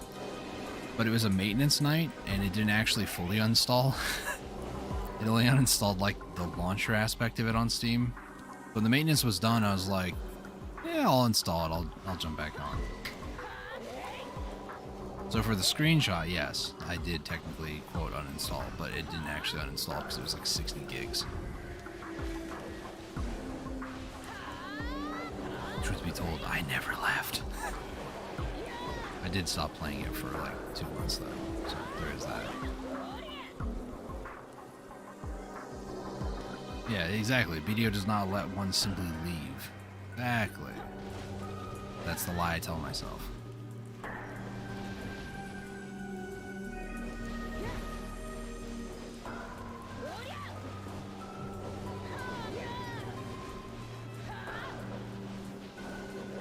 No, I enjoyed my time playing Warframe and a couple other games too for 2 months, but after the boat grind and everything else, I had very little drive, very little motivation to actually keep playing the game, and now I found, I can't say like a new friend group, but I found some new people to kind of interact with, new guild to be in, kind of vibe more with my ideals, so. And it's been pretty okay the last week or so. I haven't been too active in the guild, but, you know, kind of what they do. But did you roll on to now, Meiwa? I mean, I was on Meiwa even before I, quote, uninstalled the game. I've been on Meiwa since February this year, but I was on Kuno prior to that for, you know, almost a little over 3 years. Well, 2.5 really, but.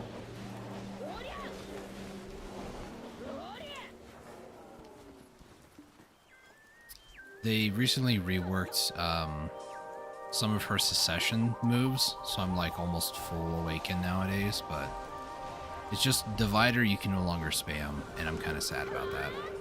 Because that was like a really good filler move. It's funny how Zerker has RMB that you can just hold on to for ever-loving life, but Divider just drains stamina like crazy, and they're like, no, we can't have that, can't have that. Zerker, though, he can have his RMB just forever? Seriously. So stupid. That's fair. I've been dabbling here and there, used all my big loot enhancement scrolls, now just grinding when I feel like it. Yeah. It's kind of what I'm doing too. I mean, I'm not like only playing Black Desert. I'm still playing Warframe from time to time. I've kind of burned myself out of Warframe too, but that's what happens when you put 400 hours in like less than 2 months. But now it's like AFK fish, let my workers do their thing for a little bit. Omega and a few, well, mainly just Omega. Me and him went over to BA. We kind of practiced for a little bit. I wanted to make sure that my skills were still there on my DK, and I think he was doing Musa. So just kind of enjoying each other's company. I'm very, very different these days because there was a lot of people in GK that I never really liked, and a lot of them were using me, and I didn't like that either. So, long story short, my perception is very different these days. I'm kind of doing my own thing, but I'm in a guild to kind of help out instead of feel like I'm being used and abused in that way. Kind of annoyed. Some of those people over there really annoyed me too, so I'm kind of glad I'm not part of that anymore.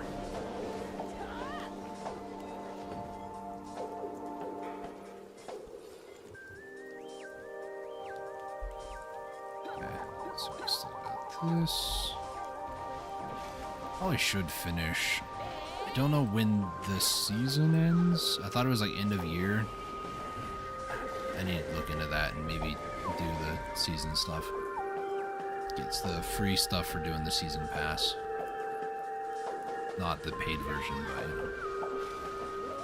you know. I also yesterday played more There Billions. Haven't touched that for like almost 3 months as well. So kind of getting back into the swing of things, playing older games that I never really finished. Trying to make good on my promises that I made like 6 months ago. And Black Desert just felt like it was part of that, you know. Stay away from politics from day one. Tell them how it is and move on. If they don't like it, sucks to suck. Yeah. I mean, the big thing with me was the guild I'm in now, they don't really care too much. They're just like, you know, veterans, new players, we don't care who you are, you know, just come over and enjoy. It's more of a life skill thing, but there are a lot of people that are really geared to. Some people only do like sailing content. Some people only do, you know, whatever. They're very strict on like no politics. You know, play the game at your own pace. 28 days inactivity kick. You know, very generic, generic rules, I would say. It hasn't been bad so far. I mean, I've offered to help prep guild bosses because I know that's what I'm good at. But that was like the big thing over in GK and other guilds too. It's just people would show up to get the rewards, but they wouldn't put in any effort whatsoever to actually prep. And there were other people that prepped that couldn't make it for guild bosses, and they were just kind of like, whatever, you know, I'll help out if I can. And here it's like, you know, I was helping them out do guild boss prep, and the bosses were prepped by like Tuesday, versus last week the bosses were not prepped by Friday, and then I stepped in and helped out. So, you know, that was the big thing with me, is just like people show up for the reward but not any effort to actually contribute. And it shouldn't be that way in a guild.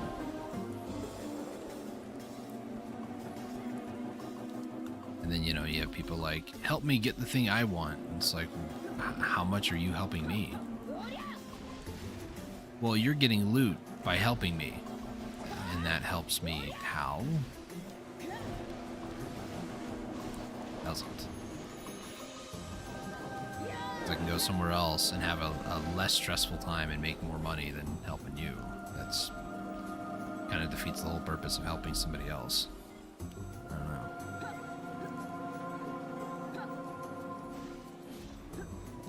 There's been any guild bosses when I've been on and around. I barely can do that either regardless.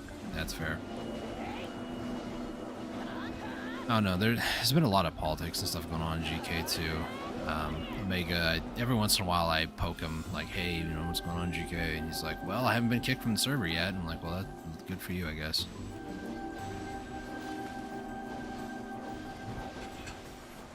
I actually didn't do anything other than just, you know, kill the one person who went and interrupted my grind, you know. They apparently had admin rights to kick me out of the Discord when they shouldn't have had it because they weren't even in Grail Knights at the time. It's just a whole drama thing with it. It's like, whatever. But they are a KOS for me, so if I ever find them again in game, they are definitely gonna die.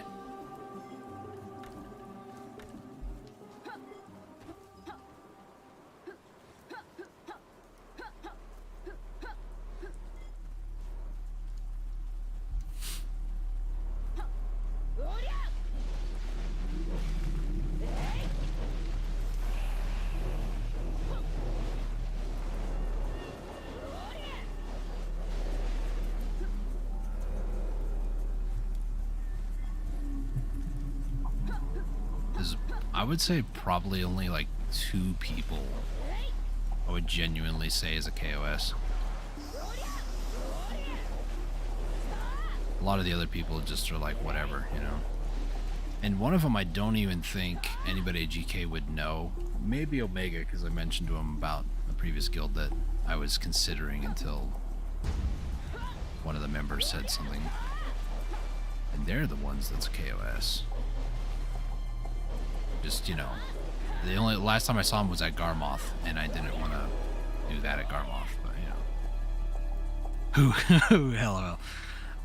Well, the one who kicked me out of GK was Sparrow, and he's a KOS for me. He's not good at PvP either.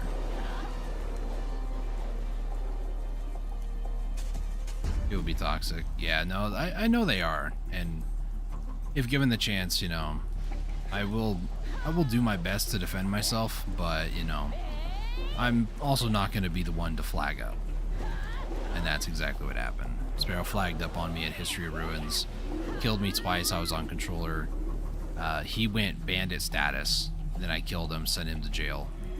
And then Icky, at the time, went over and just continued to egg him on, and then he kicked me from the Discord. That's what happened. At least what I was told. And at the time, he was an axolotl, too. He wasn't even in Grail Knights. So, more salt in the wounds, you know. Sparrow and I've never really liked Sparrow either. I'll be friendly to all, but there are some people I just like, you know, I don't really vibe with you. And he was one of those.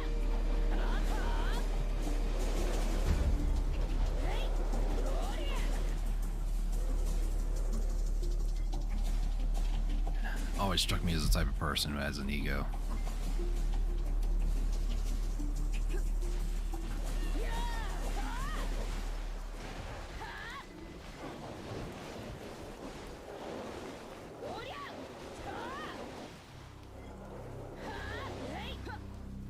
Not only that, but there's some bad blood too, where he started some crap over in Miramok with, I can't remember who it was now. I went over to help out, you know, being kind of new to PvP. And then as soon as the reinforcements show up, myself, Omega, a few others, he leaves. He's the one who started it all. He just left. And it's like, the frick? Well, I haven't been there for 20 minutes. Really? So why were you causing crap to begin with? It was when all the decks were happening last year, about this time actually in December.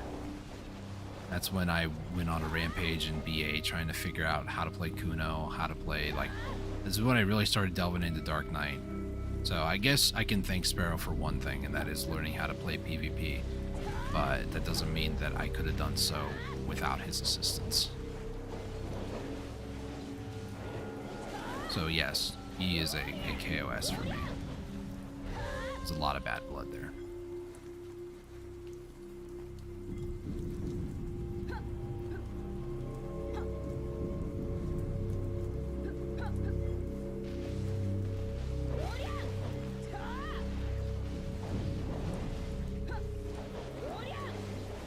Being part of, I read that as Poopy Mafia. Oh man, my eyes. Sorry. Let me blink every once in a while. Kind of clear the blur out. Hang on. Let me Windshield wiper. Poppy Mafia, for the longest, I had interactions with a good 90% of GK, only during node wars, of which I wasn't able to do anyway, so I stayed muted anyway. No, that's understandable. And I wouldn't be surprised though. I burned a few bridges when I left GK too.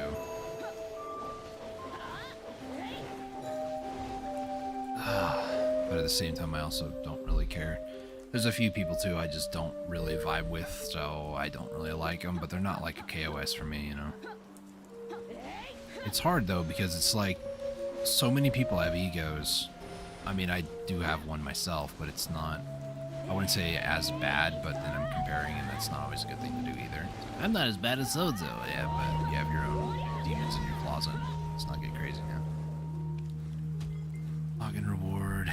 That's it, okay. But, no, it's... I just want to be able to play the game at my own pace, surrounded by people who might have, like, minded interests. Yeah, I could do node war stuff. I could get into that whole scene if I really wanted to. Do I care to? No, I've never really liked PvP.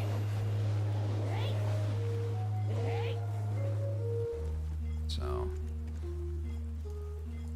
not hating on it, but everybody has their own thing that they enjoy. I like the PvE casual life skiller sort of lifestyle, and I'm okay with that. And you know, knowing what I know about some of the game's mechanics, like for instance, if somebody doesn't know about the karma system and they want to flag on me and try to kill me over and over and over, that's fine, I'll let you go red, and then, you know, you better leave by the time my main gets there. Or better yet, you know, until my buddy gets there, or you know, a friend or something.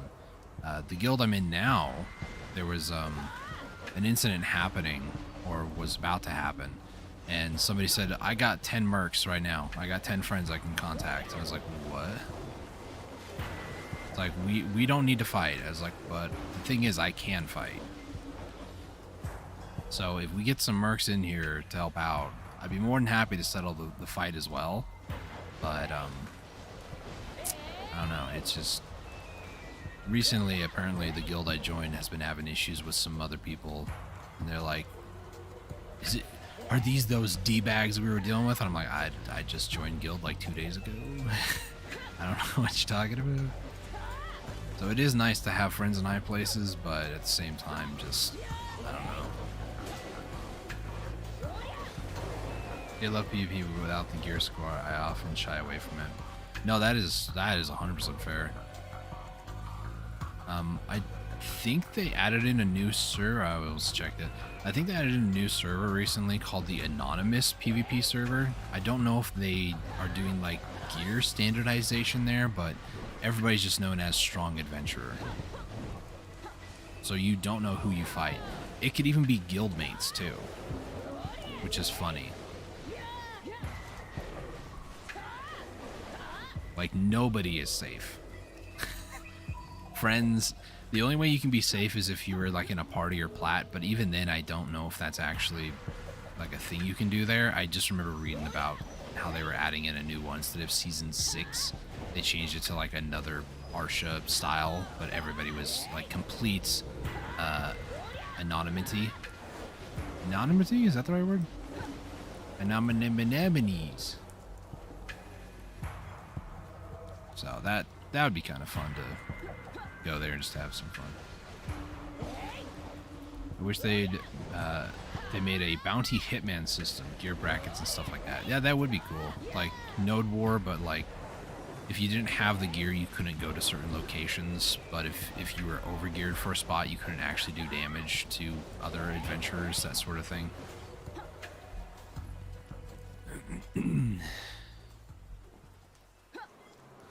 My thing is too, right? When you go to Arsha, you're going there for more or less the drop rate. You're not really going there for PvP. There's a lot of people that used to go to Arsha just so they can get like higher drop rate, and they would have to like fight off people to keep their spot and stuff. If the new PvP location or new server has 0 mobs whatsoever and it's just for PvP, I'm down for that. because then people can just go there and do what they want, which is PvP. They don't have to fight mobs. They're not trying to go there to grind. They're going there to PvP. And like Velia would be a certain bracket, Calpheon would be a different bracket, and you know, depending on your gear score would dictate where you'd end up and where you're confined to.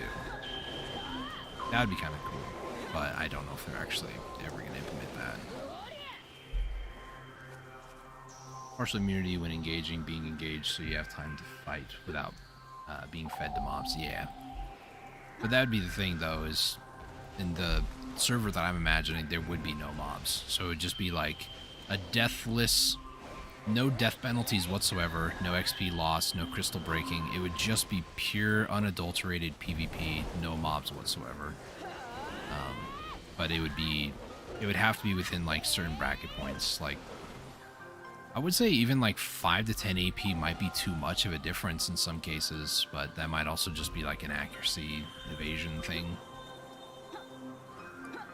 The game would have to be very, like the devs would have to be very careful how they approach that. But I think it would be pretty cool. Would I actually go there? No, but at least it would give people who actually want a fair PvP in the open world instead of a freaking Arena of Solar to actually do that. Because 9 times out of 10, even the average person is going to be fought in the open world, not Arena of Solar. Because at least through the AOS, you know what you're getting yourself into. Versus the open world, you never know.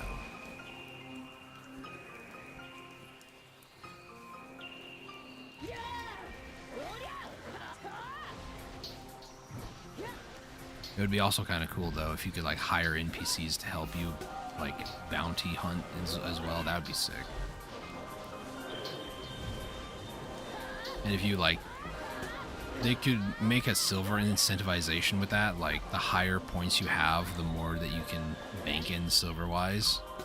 The points would be determined either by, like, kills or maybe a sense of time.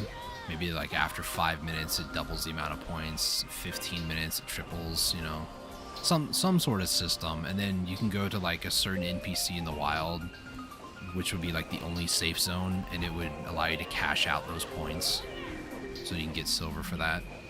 Maybe some combat XP too, I don't know. Some other incentivizing way to get people to go to those servers. These are probably too creative for PA to actually come up with, and they probably would, if they stole my idea and did it, they probably would say some adventure, like the memo thing. I don't know how many people know about that, but this patch notes where they introduced like this, where you can put a little memo next to your skills, they literally said one adventurer came up with the idea. So they didn't even credit the adventurer. Kind of like Diablo 4 PvP zone. I'll be honest, I don't know much about Diablo 4, but if what I described is like that, then sure. Like a zone where you can go to where PvP is openly allowed, there's no mobs whatsoever, you can't feed people to mobs. If you got maybe like 3 or 4 kills back to back without dying, then you'd be considered like a bandit or something like that. And the more points that you end up with, the more that you can cash out for like silver or combat experience. Some incentivization to keep people in the game. And you know, it would be gear restricted as well. Like, you know, even if they gave you gear, you know, I think that'd be okay too. If it was like Arena of Solar, but yet in the open world, because not a lot of people are going to want to go to AOS. I mean, it's small spots of the world, you know, like Upper Gyfin, there's like a location or like an arena for that. There's an arena for like somewhere out in Valencia. But let's say if somebody wants to go fighting like in Serendia or something, you can't do that in AOS unless it procs to the right arena. But I don't even think they've had a Serendia spot. And they would have to limit it to some degree, because then, you know, people can just go in there and just feed an ally of theirs. So maybe it'd be like a daily cap of so much silver or something like that, or combat XP. That way you can't just farm it indefinitely. I think that'd be pretty fair. People would be like visible, kind of like in most BRs, battle royales, where somebody would have like a crown. Somebody who has like the most points would be visible on the map as like an icon, like a little arrow, kind of how like party members are. It would be like a red arrow saying like, hey, this is where the top person is in this zone, go kill them if you want to take their bounty. So that way, if people are trying to like farm the system, if they have the most points, then they might have the whole server just run at them, you know, something like that. And if you kill the bounty leader, then you get like double points or something. Great idea, but in practicality, I don't know if that's actually how that would work out. I mean, they reworked the Grand Prix system recently, and they did that server for the extra PvP Arsha, so I don't know. It's possible they might be revisiting some of the older systems of the game and fix them, make them more modern, make them more fun to play on. I don't know. They made the gathering life skill mini games like stupid easy these days, so. Alright, we got like 12 more minutes before the 2 hours are up.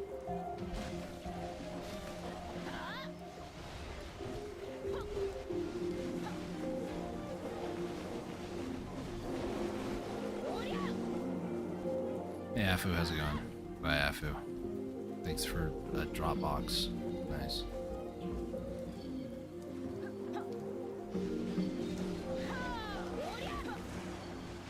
Oh, a seed and Narc's Lightning. Cool.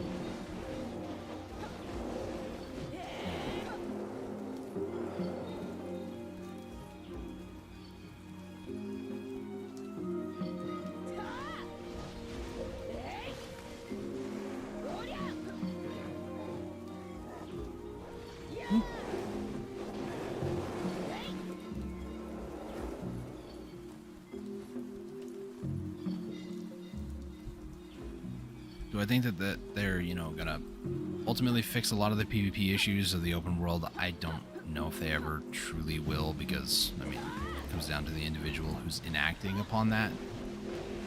You know, there's just gonna be people who are just gonna be jerks for the sake of being jerks, so there's not much you can really do about that, but the only way they can cut down on that entirely is if they remove the flag system, and I don't know if that's ever gonna really go away. It's funny how PA is kind of flip-flopped over the years. Our game is not for PvP, and then, you know, where we're at now, where they're pushing PvP content because enough people are like, I'm gonna quit the game if you don't have something for me to do. I can't kick some scrub's butt. They're like, okay, we'll give you a seasoned PvP server.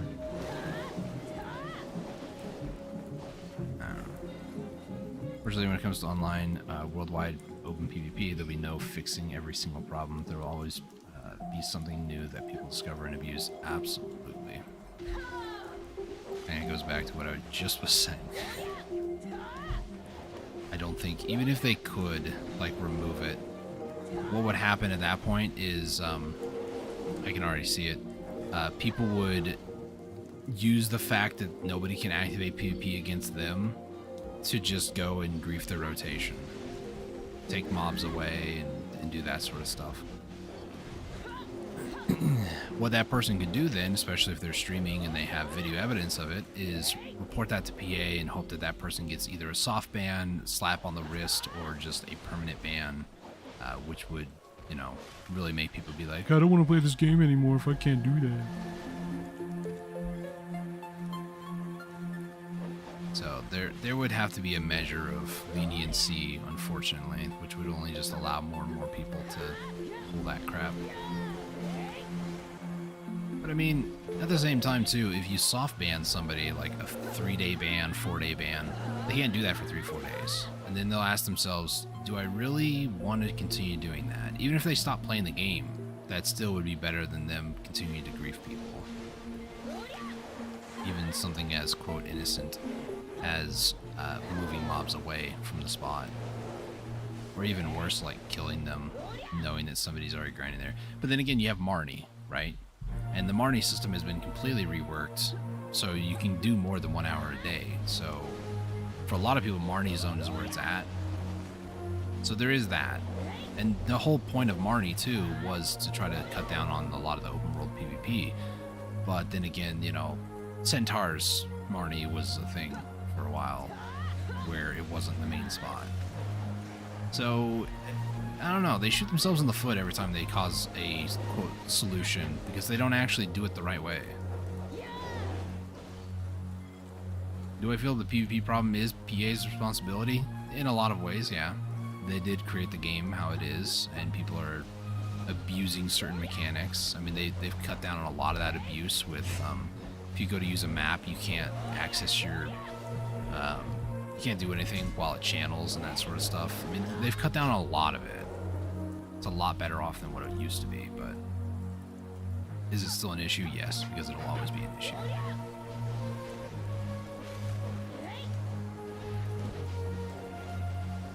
If people can find a way to abuse the enhancement system, which some people have, they can find a way to abuse anything, really. And by abuse, I mean just know how to game the system enough to where they can get, like, infinite number of cron stones or enhance for profit. Like, it all comes down to luck and RNG, but still, a lot of people are like, Oh my gosh, they're so good at the game. it's like, no, they're not. They just click the button. Anybody who's got a pen black star, because I don't, I view them as people who just did it better, but they didn't do anything more than what I've done. All they did was click a button. And the game bestowed upon them the gift of a pen. That's it. All there is to it.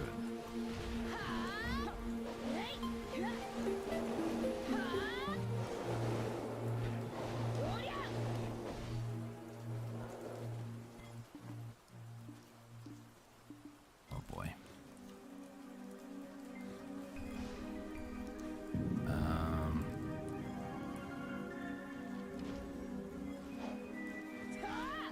Oh no. Come on, climb up. Climb up. Climb up.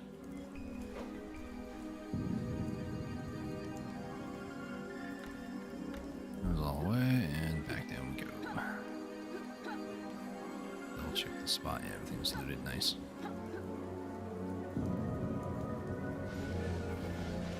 Alright. Near the end of my 2 hours here. I turn off the fairy items so I don't accidentally use another one.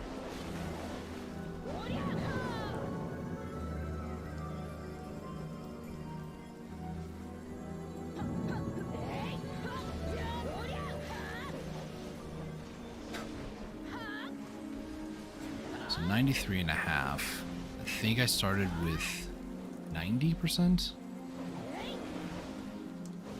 About 3.5 in 2 hours. I need a lot more shards, so I probably might hit 63 here, but I also might just be like, yeah, let's go lower guy from for like 2 hours. Get it done.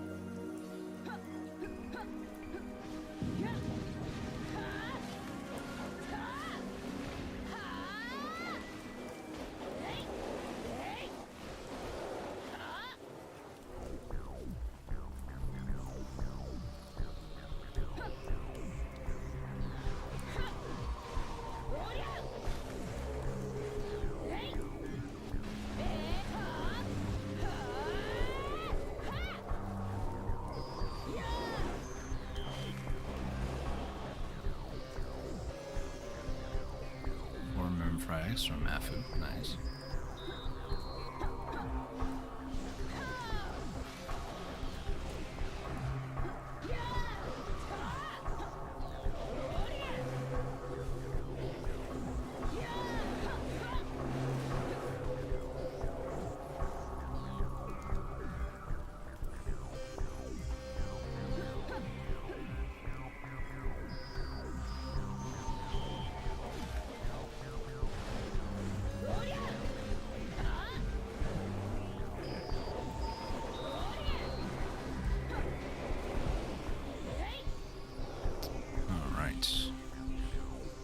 A few more minutes and then we're done grinding. And I need to take a look at all my stock. Like I mentioned earlier, I need to go and start making some more Valencia meals for guru boxes. So I need to take a look to see what all I have and what I need. I know I need the meats. I need lion, snake, scorpion meat. Beyond that, I don't know what else I might need. That was an Afu spawn, but no, that was a spirit spawn. Oh, the buff just ran out. Feel it.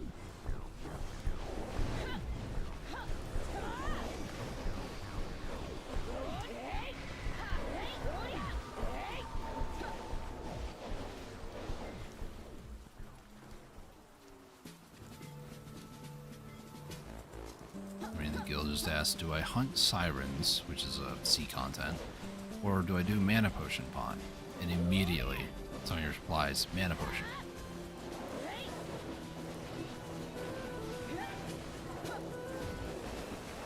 I know it sounds stupid, but mana potion is also really, really good. So good.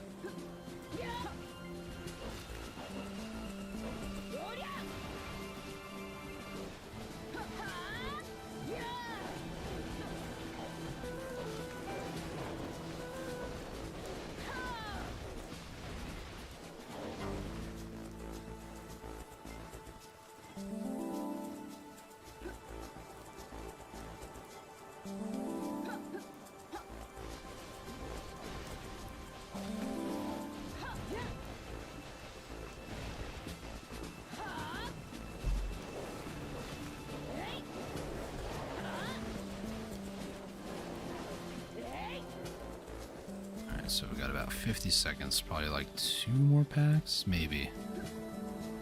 I know I can at least get this one done.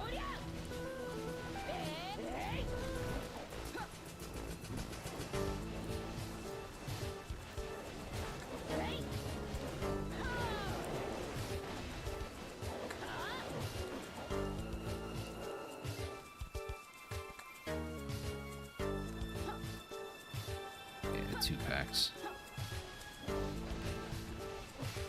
Hey, it's morning time in game now too. Nice.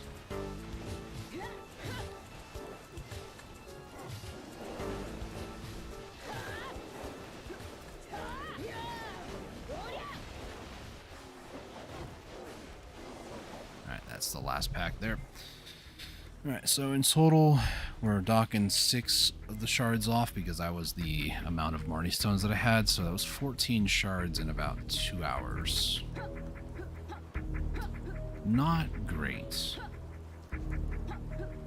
Still more than 10 is pretty good though. I got 6 for this hour, and then I also had 6 for last hour, or before I started grinding actually.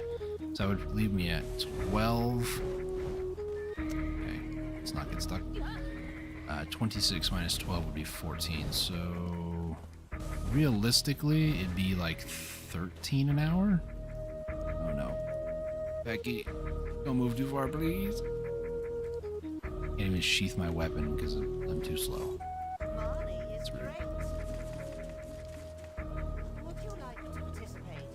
Okay, I wish I can just tell him like right here, and then when I go to buy, it just goes there.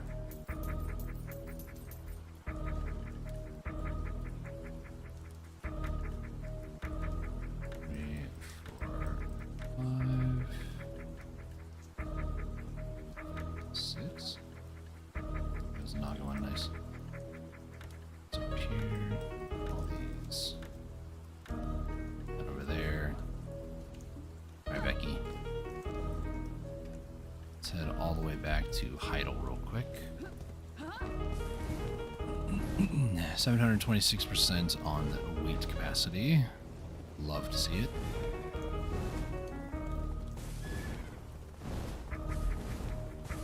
My Kuno, who's my main, she has a Doom horse on her, and she's the one who I've been, you know, just like, oh, let me go fishing. And then when I need to go sell fish, I'm using the Doom horse to go back and forth. So I keep thinking that this has 3, like, move forward abilities. Like this, 2, 3, but no, it's only 2. It's throwing me off a little bit.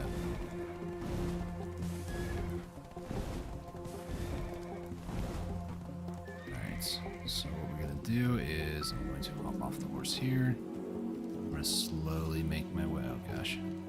Slowly make my way over to the storage keeper. I'm going to exit the Marnie realm, or the Doom realm, excuse me, Elvia realm. Played a lot of Black Desert Mobile, they call it Hadoom realm, so.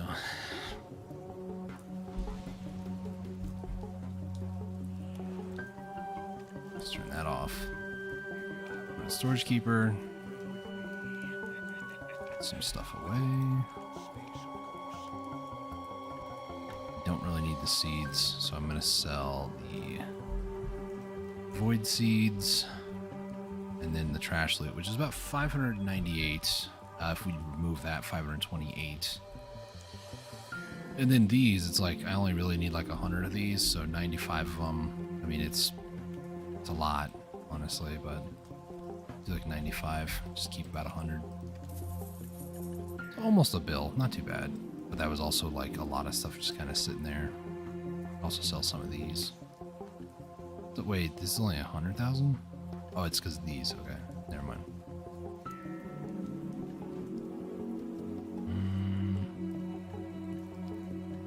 Take a look here.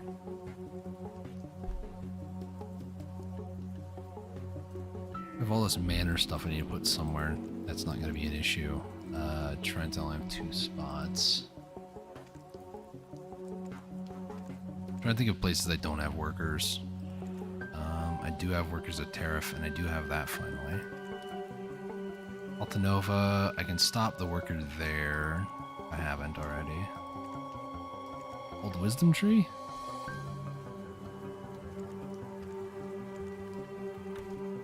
A bunch of this manor stuff over there because I don't need these. Old Wisdom Tree. Let's see how much of this stuff I can actually put in here. All of it, nice. Fits snugly. I need to go here actually. Mountain. Put that in there.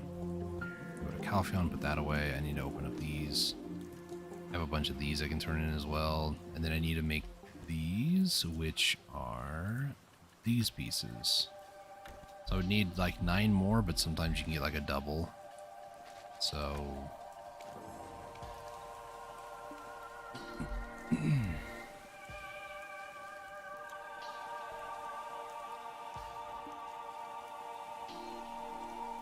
these go into the revived lunar necklaces. These are definitely a rare drop, so I'm glad I got 2 of them, 1 per hour. Now we're just gonna wait for this to process, and then I'm gonna hop to my Kuno and try to figure out what's going on with my... excuse me. What's going on with my Valencia boxes, because I need a lot of Valencia meals for that. 5 more.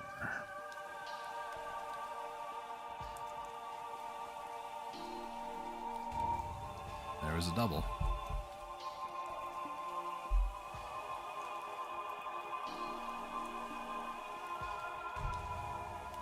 Two more. Hey, hit a bronze. Nice.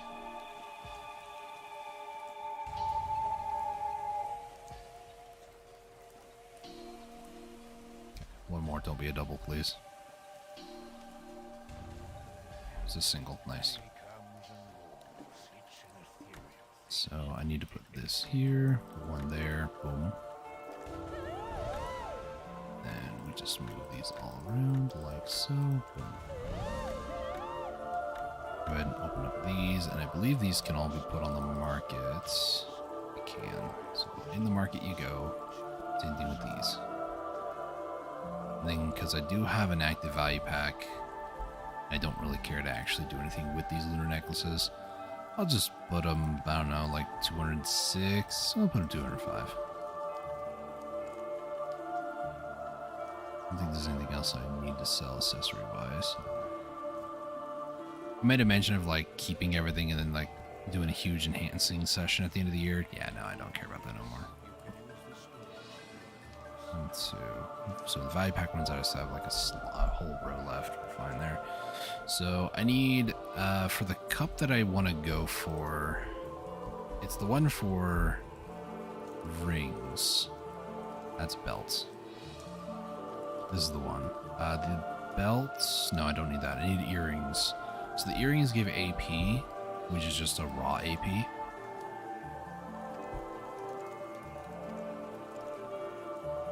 Starlight one has almost like quadruple the amount of trades on it.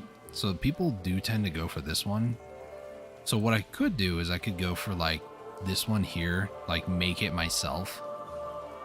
Which I actually, no, I need 100 Drain Knight for that. Okay. So I could do this for earrings. My issue though is I only have one that I would put it on, which is the Vaha. So, meh.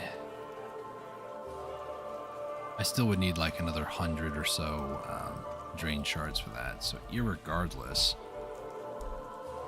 my question that I'm trying to process, right, is do I put in a pre-order for the Dwindling Starlight? That way I don't have to get another 100. And then make a Cup of Earth Sorrow. That way I can possibly get one of both by the end of the day. But I need more money. Or do I just make Dwindling Starlight because it's the critical hit damage and kind of keep that, and then just slowly work on the other two that I need for this, which will be another 200 Drain Knights. It's like 7 per hour, so it's like almost 15 hours. So it would be like another 30 hours of grinding Nagas, pretty much, is how I would look at it. I say 30, but 7 from raw drops, and then, you know, however many extra. I'm not really sure what to do here with that. It'd be Earth Sorrows or Tragic Nightfall. Heart of the Arid Forest times by 100. Do I even have those? Heart of the Arid Forest. These. It needs 100 of those? For Tragic Nightfall? I guess it does. So, Heart of the Arid Forest. 100 of these. I'll do the ring, I guess. Tragic Nightfall, Drained Night is 100 of those. Where is it? Magical Shards, Furious Night. So Furious Night is going to be these. I also am going to need more of these anyways for the Earth Sorrow because I need 50 of these per one. So I need a total of 100. So I need to go to Orcs or Castle Ruins for some more of these. So I might go to Orc Camp for that. I don't like Orcs though. That's the issue. So, Tragic Nightfall, I need Blackstone Weapon and Magic Shards. So, Blackstone Weapon. And then, if I go to Mountain of Eternal Winter, possibly? Where do I have those? I have them in Heidel, of all places. Interesting. I didn't see them here.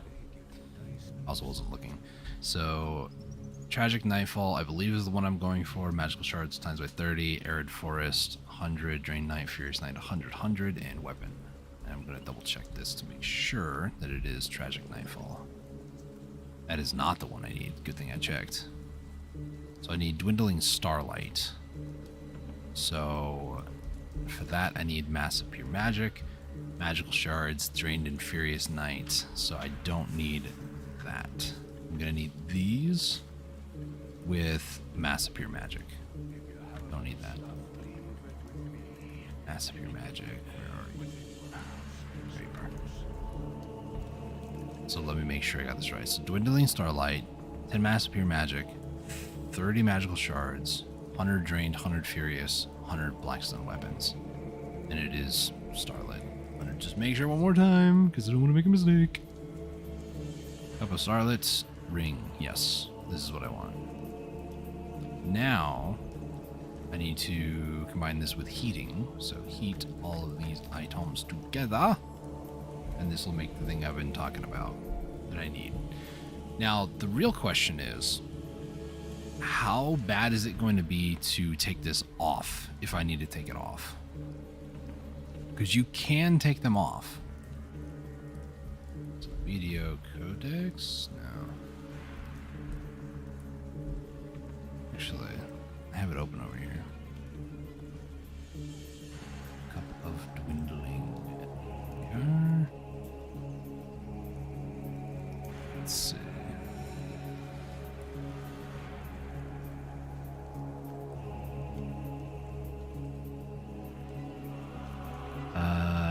Extracted with a cup of refined essence of emotions to extract it. So how much money would this thing cost? I've seen this before.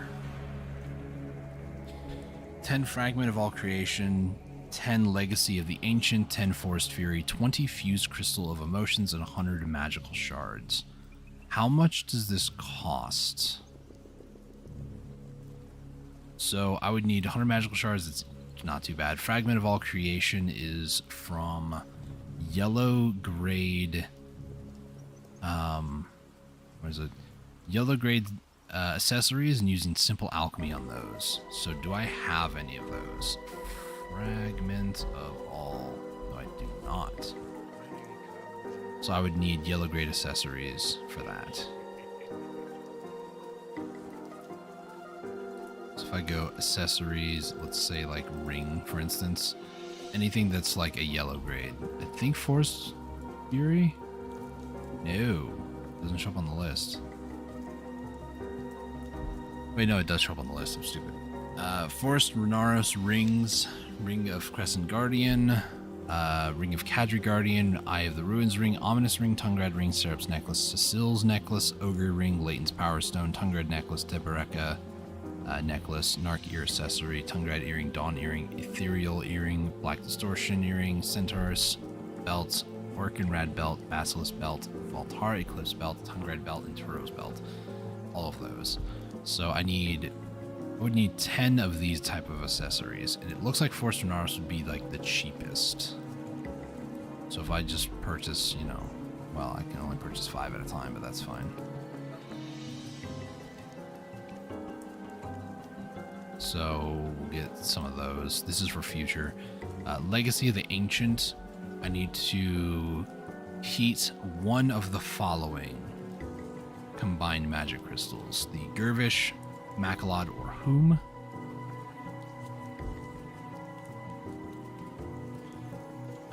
Combined magic crystal. So it would not be the Han or anything, but it would be one of these. So I would need one of the base. I need 10 of the base ones in order for this to work, and I don't know how many I might have. Oh, I have a ton of Whom. Do I have any Gervish? I have a lot of Gervish, and I also have probably a lot of Makalod, just to make sure. Yep, okay. So I have those covered, and then I would need Fused Crystal of Emotions, which you need one of each of the shards. But you're going to need 20 total, so you need 20 Shard of Furious Knight, Tearful Knight, and Drain Knight. Is this Legacy? One of the following. Okay, so the Legacy of the Ancients, I need one of the Gervish, Makalod, Whom. The Crystal or Fragment of All Creations is from Yellow Grade Accessories. Okay, so this isn't too expensive, but I'm probably going to make a few just because I can.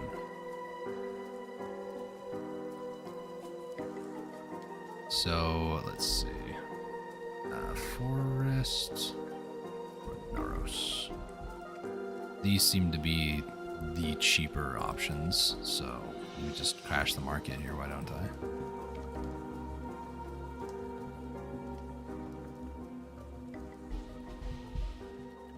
Is there any other accessories that I can possibly get that are yellow, that are like cheap? Serap's necklaces.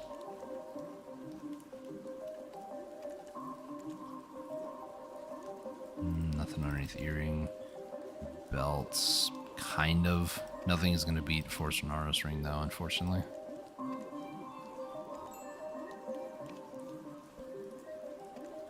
So I'm going to make enough for like 2 ahead to my Kuno, who has a lot more life skilling experience, so she has a higher chance to... I don't know if you can double proc some of these, but...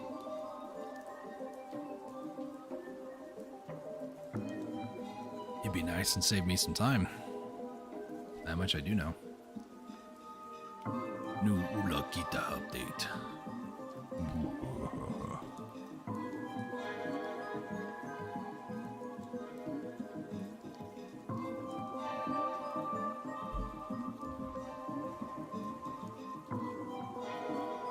All right. First off, it's a magical shard. Magicial.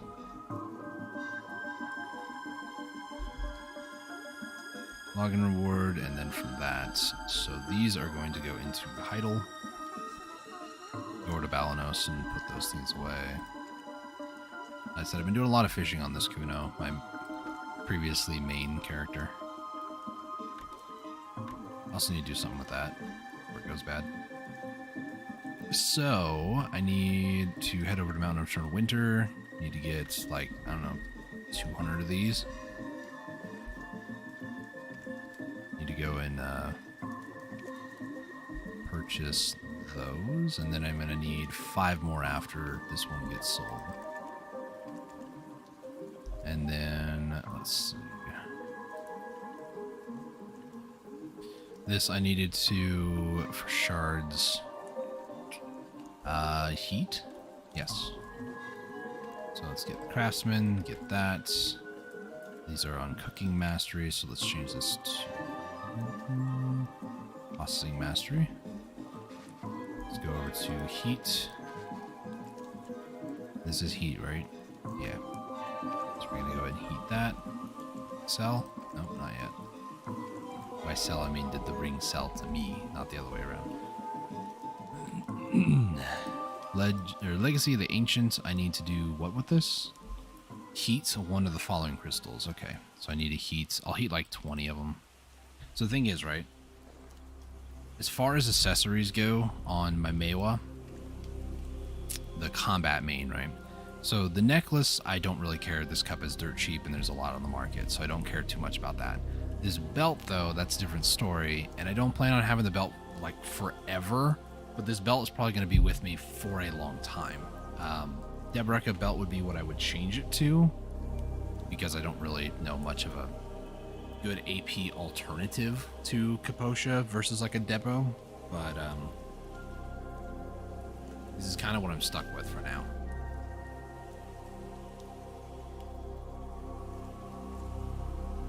These two I'm not too concerned about. What I'm concerned about, though, is if I manage to get, you know, like another pen Ring of Crescent Guardian, I could then change it off this Kaposha, but then there is also the thing of, if I have a second Guardian ring, I can just retag this character and just remove the Kaposha with that extra 3% damage, you know. So there is that. I'm just making these, though, as kind of a hope I never have to use sort of thing, but I will have them if for whatever reason I discover I need them in the future. Knowing me, I'm probably going to forget I have them. So, let's check one more time. Nope. Alright, cool. So, combined. Let's see. So, let's take out, I don't know, like 10? We'll do the 20 on these. So these need to also be heated, right? It's not that one, it's this one. Like Legacy of the Ancient. Heating one of the following crystals. Alright, that's what it says.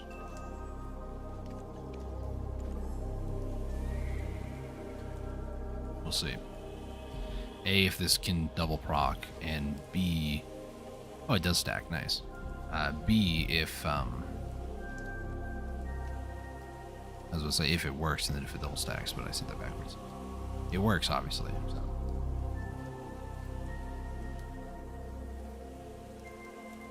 Fused Crystal of Emotion might be the only like downside, because now I need to basically go and get 20 of each of the shards, which I don't want to use until, you know, I finish making all the cups. So this will be a thing in the future for sure.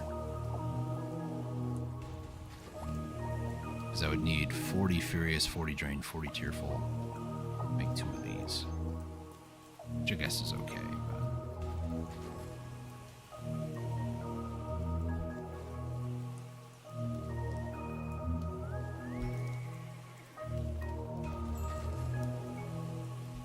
Hey, just got purchased. Nice.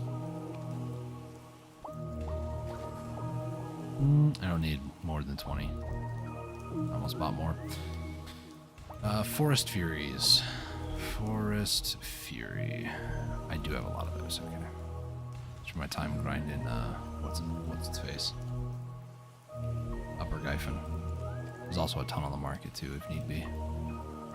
Those used to be actually worth something, but not anymore. Sound like a boomer. Back in my day, the Forest Furies were worth 24 million silver. Okay, Gramps, calm down. Don't you tell me to calm down. Magic corrupted crystals were all the rage.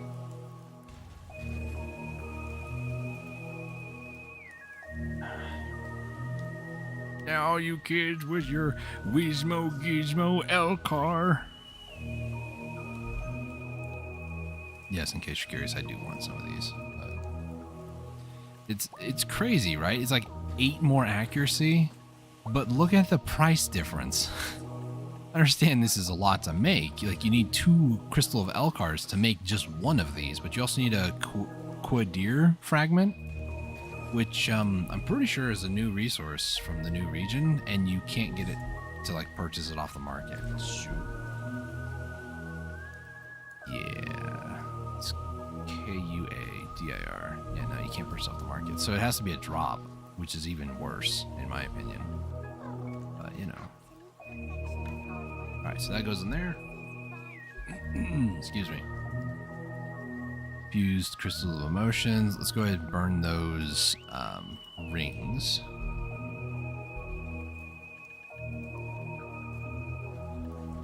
Is it burning? Legacy.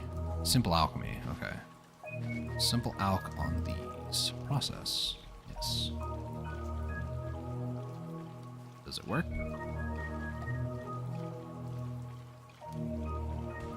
Yes. Okay. I'll just leave this to do its thing.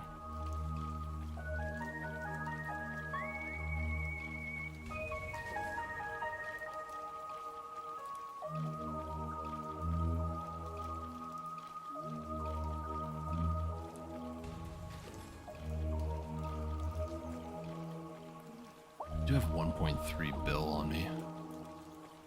That put me at 4.6.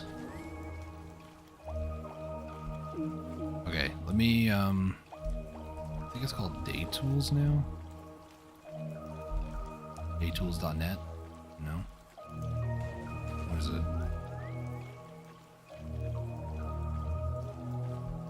BDO Day. They just not have it anymore? I know BDO Day doesn't actually exist anymore, but somebody like bought a site or bought it and made it Day Tools, I believe.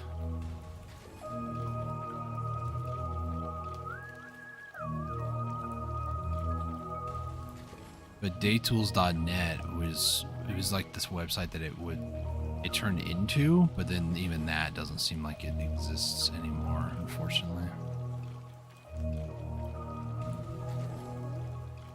Then people are like, BDolytics, Daytool shut down. I don't really like BDolytics personally.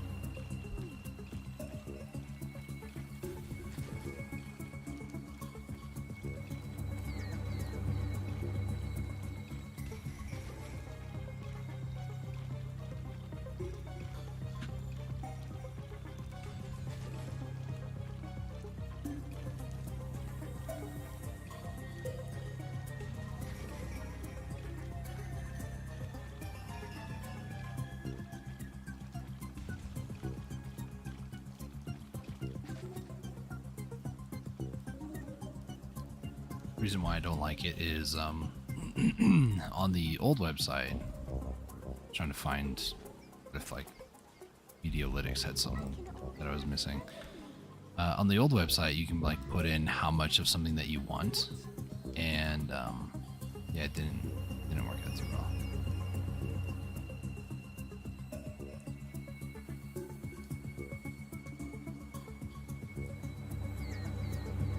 All right, give me a second here. Trying to find it. It's a good thing I took a screenshot years ago.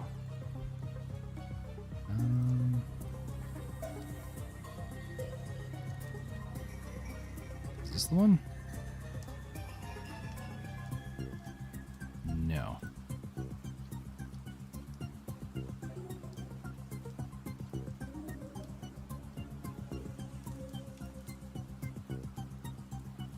Here. Yes.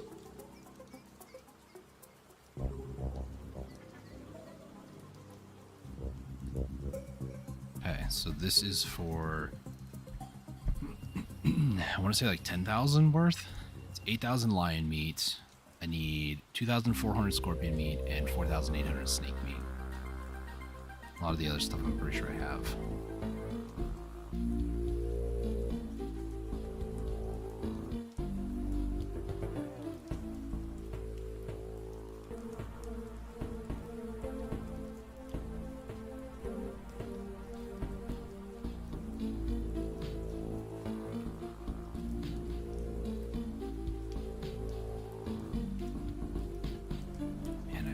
Video day or day tools, whatever it is. Because when I go to day tools, right?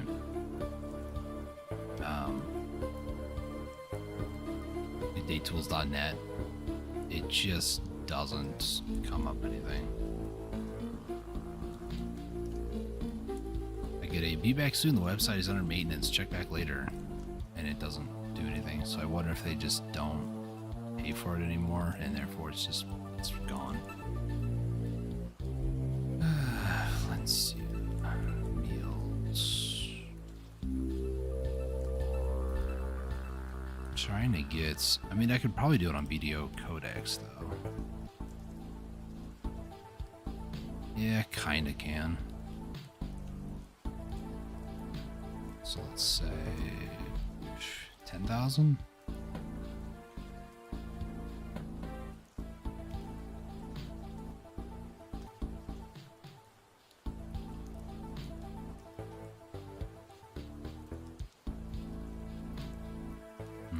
I need to create something. It's going to take me a while to do that, so I'll do that later. Okay. So I'm looking at a lot of different things. So, for instance, I need a lot of teff flour. Talking like maybe a couple 100,000, and I don't know how much of that I actually have. So teff flour. I have 102,000. It's good. I also have 342,000 teff flour dough. I was doing a lot of that when I was what's the word I look for? When I was doing my sailing dailies, I was processing a lot of teff flour and teff dough. So I got that department taken care of. I'm going to need a lot of scorpion, hot pepper, nutmeg, things of that nature. The big thing I know I need is the meats. I'm not Arby's yet. I need to get lion meat, scorpion meat, and snake meat. So these three right here. I do have a lot of lion meat still left over. I just don't have enough snake or scorpion right now. I can go over to Shira, but I don't really want to.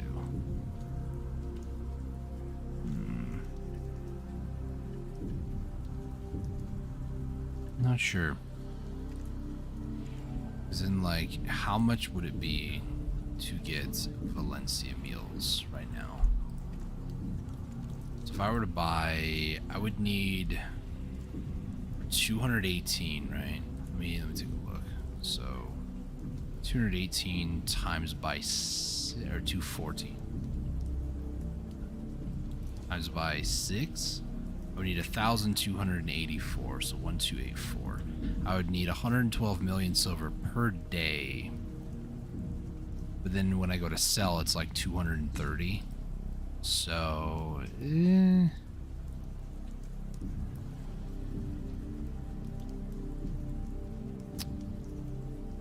still wouldn't be bad to buy and then sell. I just don't want to, because I can make a lot more money if I just acquire the ingredients myself. So for now, let me go ahead and... This will be a temporary bandage, but we'll get like 4,000 of these. So maybe in the next couple of days, I'll go and gather a lot more snake and scorpion. I think those are the only two things that I need. I think. Don't know for sure, because a lot of the other stuff was kind of up in the air.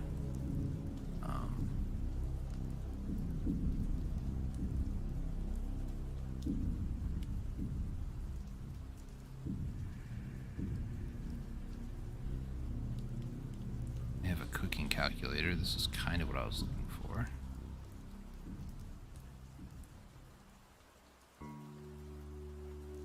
They say lamb meat. Why lamb meat, though? This is kind of what I was looking for.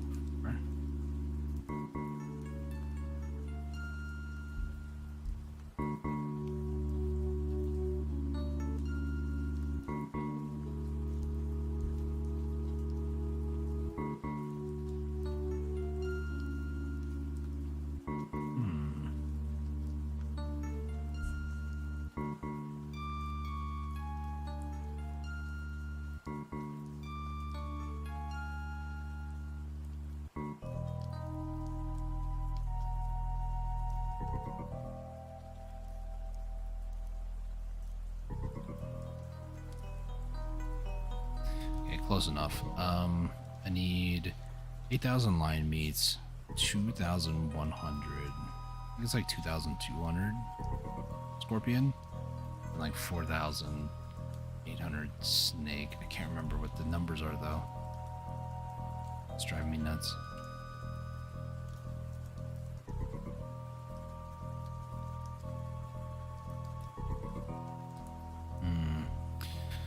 I'll have to figure this out some other time.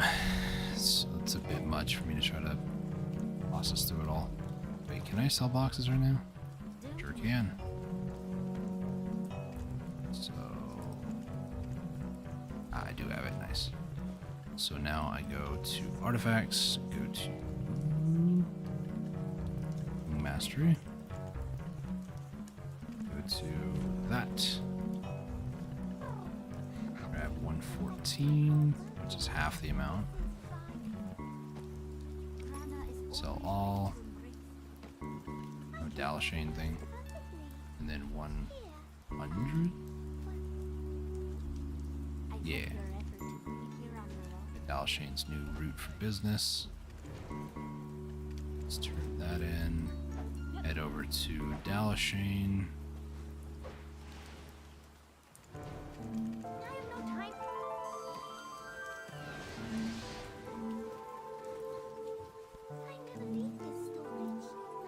Wrong storage. We go Calpheon, put that away.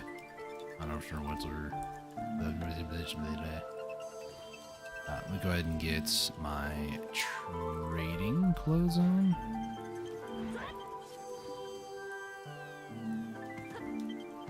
The fisher that I have, I can't sell to the fishing delivery person. I have to sell to like a trader. Just because I'm lazy.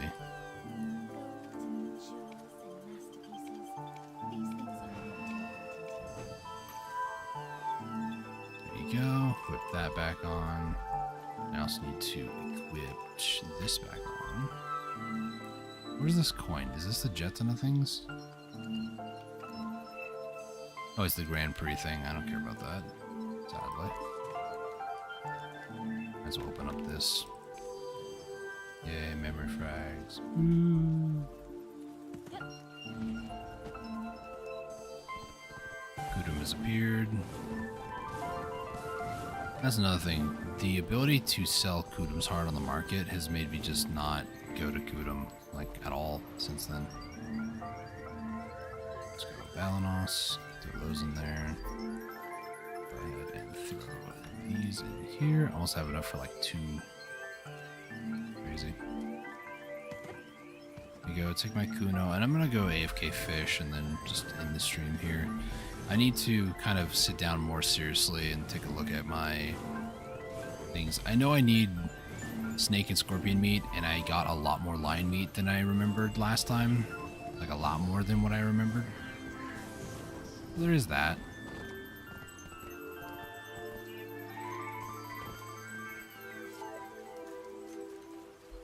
So, yeah, I don't know. This has been my life, though, where I just kind of set up my character to AFK fish. Maybe put my pets away so they don't waste their food this time. And just kind of, you know, slowly amass cooking or fishing. And, I have over 2,000 of these, so do something with these.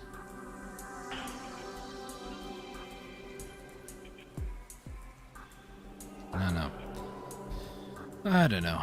Well, I'm gonna go ahead and call the stream here. I have a lot of stuff I need to try to figure out, and no real time to really figure it out now, and I don't want you guys to have to suffer through me trying to run numbers and all that sort of nonsense. So, just know that I do appreciate you guys. I do, and it's been one of those sorts of seasons in my life where it feels good to play again, but I also am just like, I enjoyed the break. I really did. Thank you, Wald, for being here, man. Appreciate you. Hope everything's going well in your life too. I know that the last time I talked to you, a lot of stuff was going on, but yeah, hope you're doing well. Oh, I need to stretch more than just my arms. I need to get up, stretch my legs, maybe go for a walk or something. Cold outside. I'm going for a walk. Thank you all so much for watching. Greatly appreciate you. Until next time, stay safe, take it easy, and God bless.